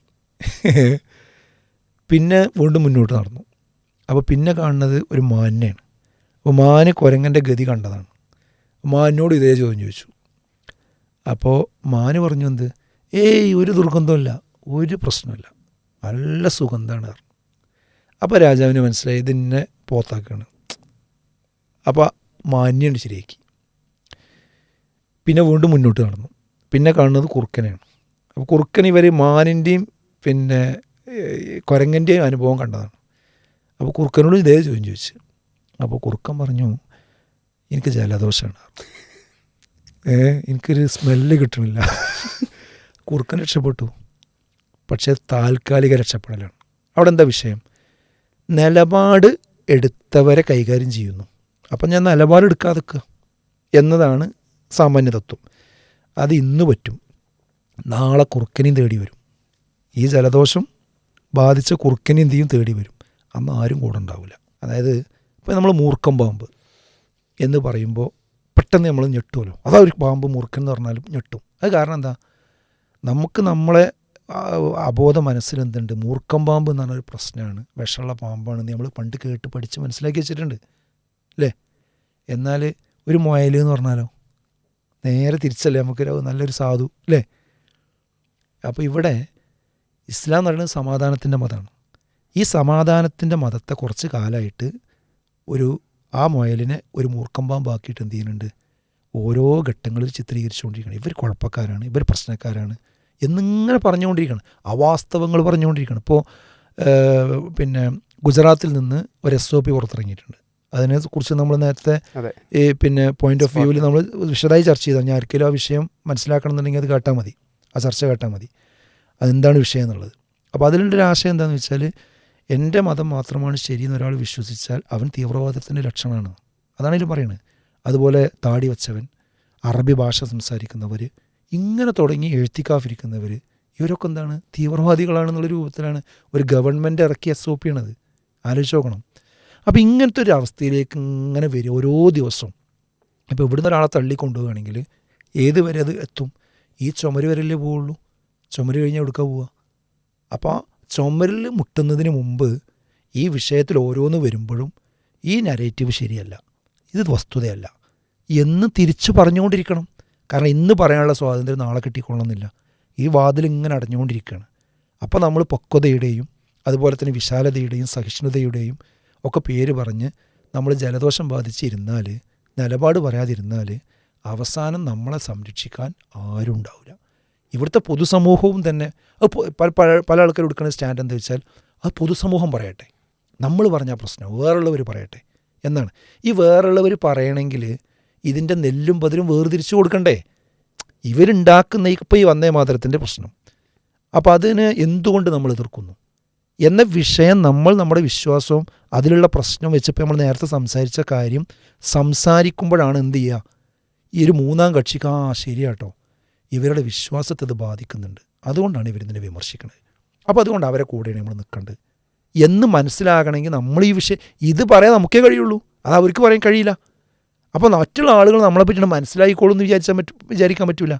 അതുപോലെ നമ്മളെ താടി പ്രശ്നമാക്കുമ്പോൾ ചില ആൾക്കാർ വിചാരിക്കണത് ഈ ISISന് താടിയുണ്ട്, ഇവർക്കും താടിയുണ്ട്, അപ്പോൾ എന്തോ ഒരു ബന്ധമുണ്ട്. നമ്മൾ സൈലൻ്റ് ആയിക്കുക, നമ്മൾ പറഞ്ഞു കഴിഞ്ഞാൽ നമുക്ക് പ്രശ്നമാവും, അവിടെ ജലദോഷം ബാധിച്ചിരുന്നാൽ എങ്ങനെ ഉണ്ടാവും. അപ്പോൾ നമ്മൾ താടി വെച്ചത് എന്താ, പ്രവാചകൻ്റെ സുന്നത്ത് കിട്ടാൻ വേണ്ടിയാണ്. ഒരിക്കലും എന്തല്ല തീവ്രവാദത്തിൻ്റെ അടയാളമല്ല. കാരണം പ്രവാചകന് താടിയുണ്ടായിരുന്നു, സഹാബത്തിന് താടിയുണ്ടായിരുന്നു, അവരൊന്നും തീവ്രവാദികളായിട്ടില്ല. എന്നാൽ ഈ ISISO അത് ഇസ്ലാമിക പണ്ഡിതന്മാരൊക്കെ അത് ഇസ്ലാമിൻ്റെ ശത്രുക്കൾ ഉണ്ടാക്കിയ ആയുധമാണെന്ന് പറഞ്ഞ് തള്ളിയതാണ്. അപ്പോൾ ആ വിഷയം പറഞ്ഞു കൊടുക്കുക, വ്യക്തമാക്കി കൊടുക്കുക. അതുപോലെ എഴുത്തിക്കാഫിനെ പറ്റി പറയാം, എന്താ എഴുത്തിക്കാഫ് എന്ന് പറഞ്ഞു കൊടുക്കുക. അപ്പോൾ അതുപോലെ എന്തിനാ ഞങ്ങൾ ബാങ്ക് കൊടുക്കണമെന്ന് വെച്ചാൽ ബാങ്ക് എന്താണെന്ന് പറഞ്ഞു കൊടുക്കുക, അതിൻ്റെ സന്ദേശം എന്താണെന്ന് പറഞ്ഞു കൊടുക്കുക. അപ്പോഴേ മറ്റുള്ളവർക്കും എന്ത് ചെയ്യുള്ളൂ, നമ്മളെ മനസ്സിലാവുള്ളൂ. ആ ഉത്തരവാദിത്വം നമ്മൾ നിർവഹിക്കണം. ഒരു വലിയ കുത്തി ഒഴുകി വരുന്നൊരു പുഴയാണ് അവിടുന്ന് ഇസ്ലാമോഫോബിക് ആയിട്ടുള്ളൊരു സാധനം വരുന്നത്. അപ്പോൾ ഇവിടുന്ന് ഒരു നീർച്ചാലെങ്കിലും അങ്ങോട്ട് പോകണ്ടേ? ഇതൊന്നും പോകാതെ നമ്മളിങ്ങനെ എല്ലാത്തിനും മൂകസാക്ഷികളായിട്ട് അത് പറഞ്ഞാൽ പ്രശ്നവും മർമ്മവും എന്നും വിചാരിച്ച് നിന്നാൽ അവസാനം ഈ വാതിൽ ടപ്പേന്ന് അടയുമ്പോൾ മൊത്തം ഇരുട്ട് ബാധിക്കും, പിന്നെ ആർക്കും കണ്ണാണില്ല. അതുകൊണ്ട് എനിക്ക് ഇവിടുത്തെ മറ്റ് ഇസ്ലാമിക സംഘടനകളോടും മുസ്ലിം നേതൃത്വങ്ങളോടൊക്കെ എനിക്ക് സൂചിപ്പിക്കാനുള്ളത്, എല്ലാവരും ഒരുമിച്ച് നിൽക്കുക. നമുക്ക് വ്യത്യാസങ്ങളുണ്ടാവും, അഭിപ്രായ വ്യത്യാസങ്ങളുണ്ടാവും. ആ അഭിപ്രായ വ്യത്യാസങ്ങളൊക്കെ നിലനിർത്തിക്കൊണ്ട് തന്നെ നമുക്ക് എന്ത് ചെയ്യുക, പൊതുവായി നമ്മളെ ബാധിക്കുന്ന, നമ്മുടെ രാജ്യത്തെ ബാധിക്കുന്ന വിഷയങ്ങളിൽ ഒന്നിച്ച് അത് നിൽക്കുന്നുണ്ട്. നിൽക്കുന്നില്ല എന്ന് ഞാൻ പറയുന്നില്ല, ഒരുപാട് വിഷയത്തിൽ നിന്നിട്ടുണ്ട്. പക്ഷെ ഇപ്പോൾ ഈയിടെയായിട്ട് അത് പലപ്പോഴും സെലക്റ്റീവായിട്ടാണ് പലപ്പോഴും വരുന്നത്. അത് പറ്റില്ല. പ്രത്യേകിച്ച് ഈ വന്ദേമാതരമൊക്കെ വരുമ്പോൾ അത് നേരിട്ട് ഏകദൈവ വിശ്വാസത്തെ ബാധിക്കുന്ന വിഷയമാണ്. അത് പറയുമ്പോഴേ എന്തുള്ളൂ, മുസ്ലിങ്ങൾക്ക് പ്രശ്നമുണ്ടെന്ന് മനസ്സിലാവുള്ളൂ. അപ്പോഴേ അത് കോൺഗ്രസ്സിന് മനസ്സിലാവുള്ളൂ. അപ്പോൾ അത് മുസ്ലിം സംഘടനകൾക്കും അതുപോലെ തന്നെ മുസ്ലിം പക്ഷത്തുള്ള സാമുദായിക രാഷ്ട്രീയ പാർട്ടി, ഇപ്പോൾ മുസ്ലിം ലീഗ് അടക്കമുള്ള രാഷ്ട്രീയ പാർട്ടിക്കും അതിൻ്റെ നേതാക്കന്മാർക്കൊക്കെ ഈ വിഷയം ഞങ്ങൾക്കൊരു പ്രശ്നമാണ് എന്ന് പറയാനുള്ള ബാധ്യതയുണ്ട്. അവർ പറയുമ്പോഴേ അത് കോൺഗ്രസ്സിന് മനസ്സിലാവുള്ളൂ, കോൺഗ്രസ്സിന് മനസ്സിലാവുമ്പോഴേ അത് UDFന് മനസ്സിലാവുള്ളൂ, UDFന് മനസ്സിലാവുമ്പോൾ ഇപ്പോഴത്തെ ഗവൺമെൻറ്റിന് സ്റ്റാൻഡ് എടുക്കാൻ പറ്റുള്ളൂ. അപ്പോൾ അതിൽ നമ്മളെ പ്രശ്നം നമ്മൾ തന്നെ പറയണം. കരയുന്ന കുട്ടിക്ക് എന്താ ഉണ്ടാവുള്ളൂ, പാലുണ്ടാവുള്ളൂ. അല്ലാതെ നമ്മൾ സൈലൻ്റായി നിന്നാൽ അത് ഭാവിയിൽ വലിയ ദോഷം ചെയ്യും. തീർച്ചയായും ഇപ്പോൾ ഉയർന്നു വന്ന ഈയൊരു ചർച്ചയിൽ യഥാർത്ഥത്തിൽ വിവാദത്തിൻ്റെ പിന്നാമ്പുറങ്ങളിലേക്ക് പോകുമ്പോൾ എന്തുകൊണ്ട് വന്ദേമാതരം വിമർശിക്കപ്പെടുന്നു എന്ന ചോദ്യത്തിൻ്റെ ഉത്തരം ഇത് ഒരു സത്യസന്ധമായി കേൾക്കണമെന്ന് ആഗ്രഹിക്കുന്ന ആളുകൾക്ക് ഈ ഒരു ചർച്ച തീർച്ചയായും വളരെയധികം ഉപകാരപ്പെടും എന്ന് തന്നെയാണ് നമ്മൾ പ്രതീക്ഷിക്കുന്നത്. വിസ്ഡം പോയിൻ്റ് ഓഫ് വ്യൂയുടെ ഈ ഒരു എപ്പിസോഡ് ഇവിടെ അവസാനിക്കുകയാണ്. മറ്റൊരു വിഷയവുമായി ഇൻഷാ അല്ലാഹ് വീണ്ടും കണ്ടുമുട്ടാം. അസ്സലാമു അലൈക്കും വറഹ്മത്തുള്ളാഹി.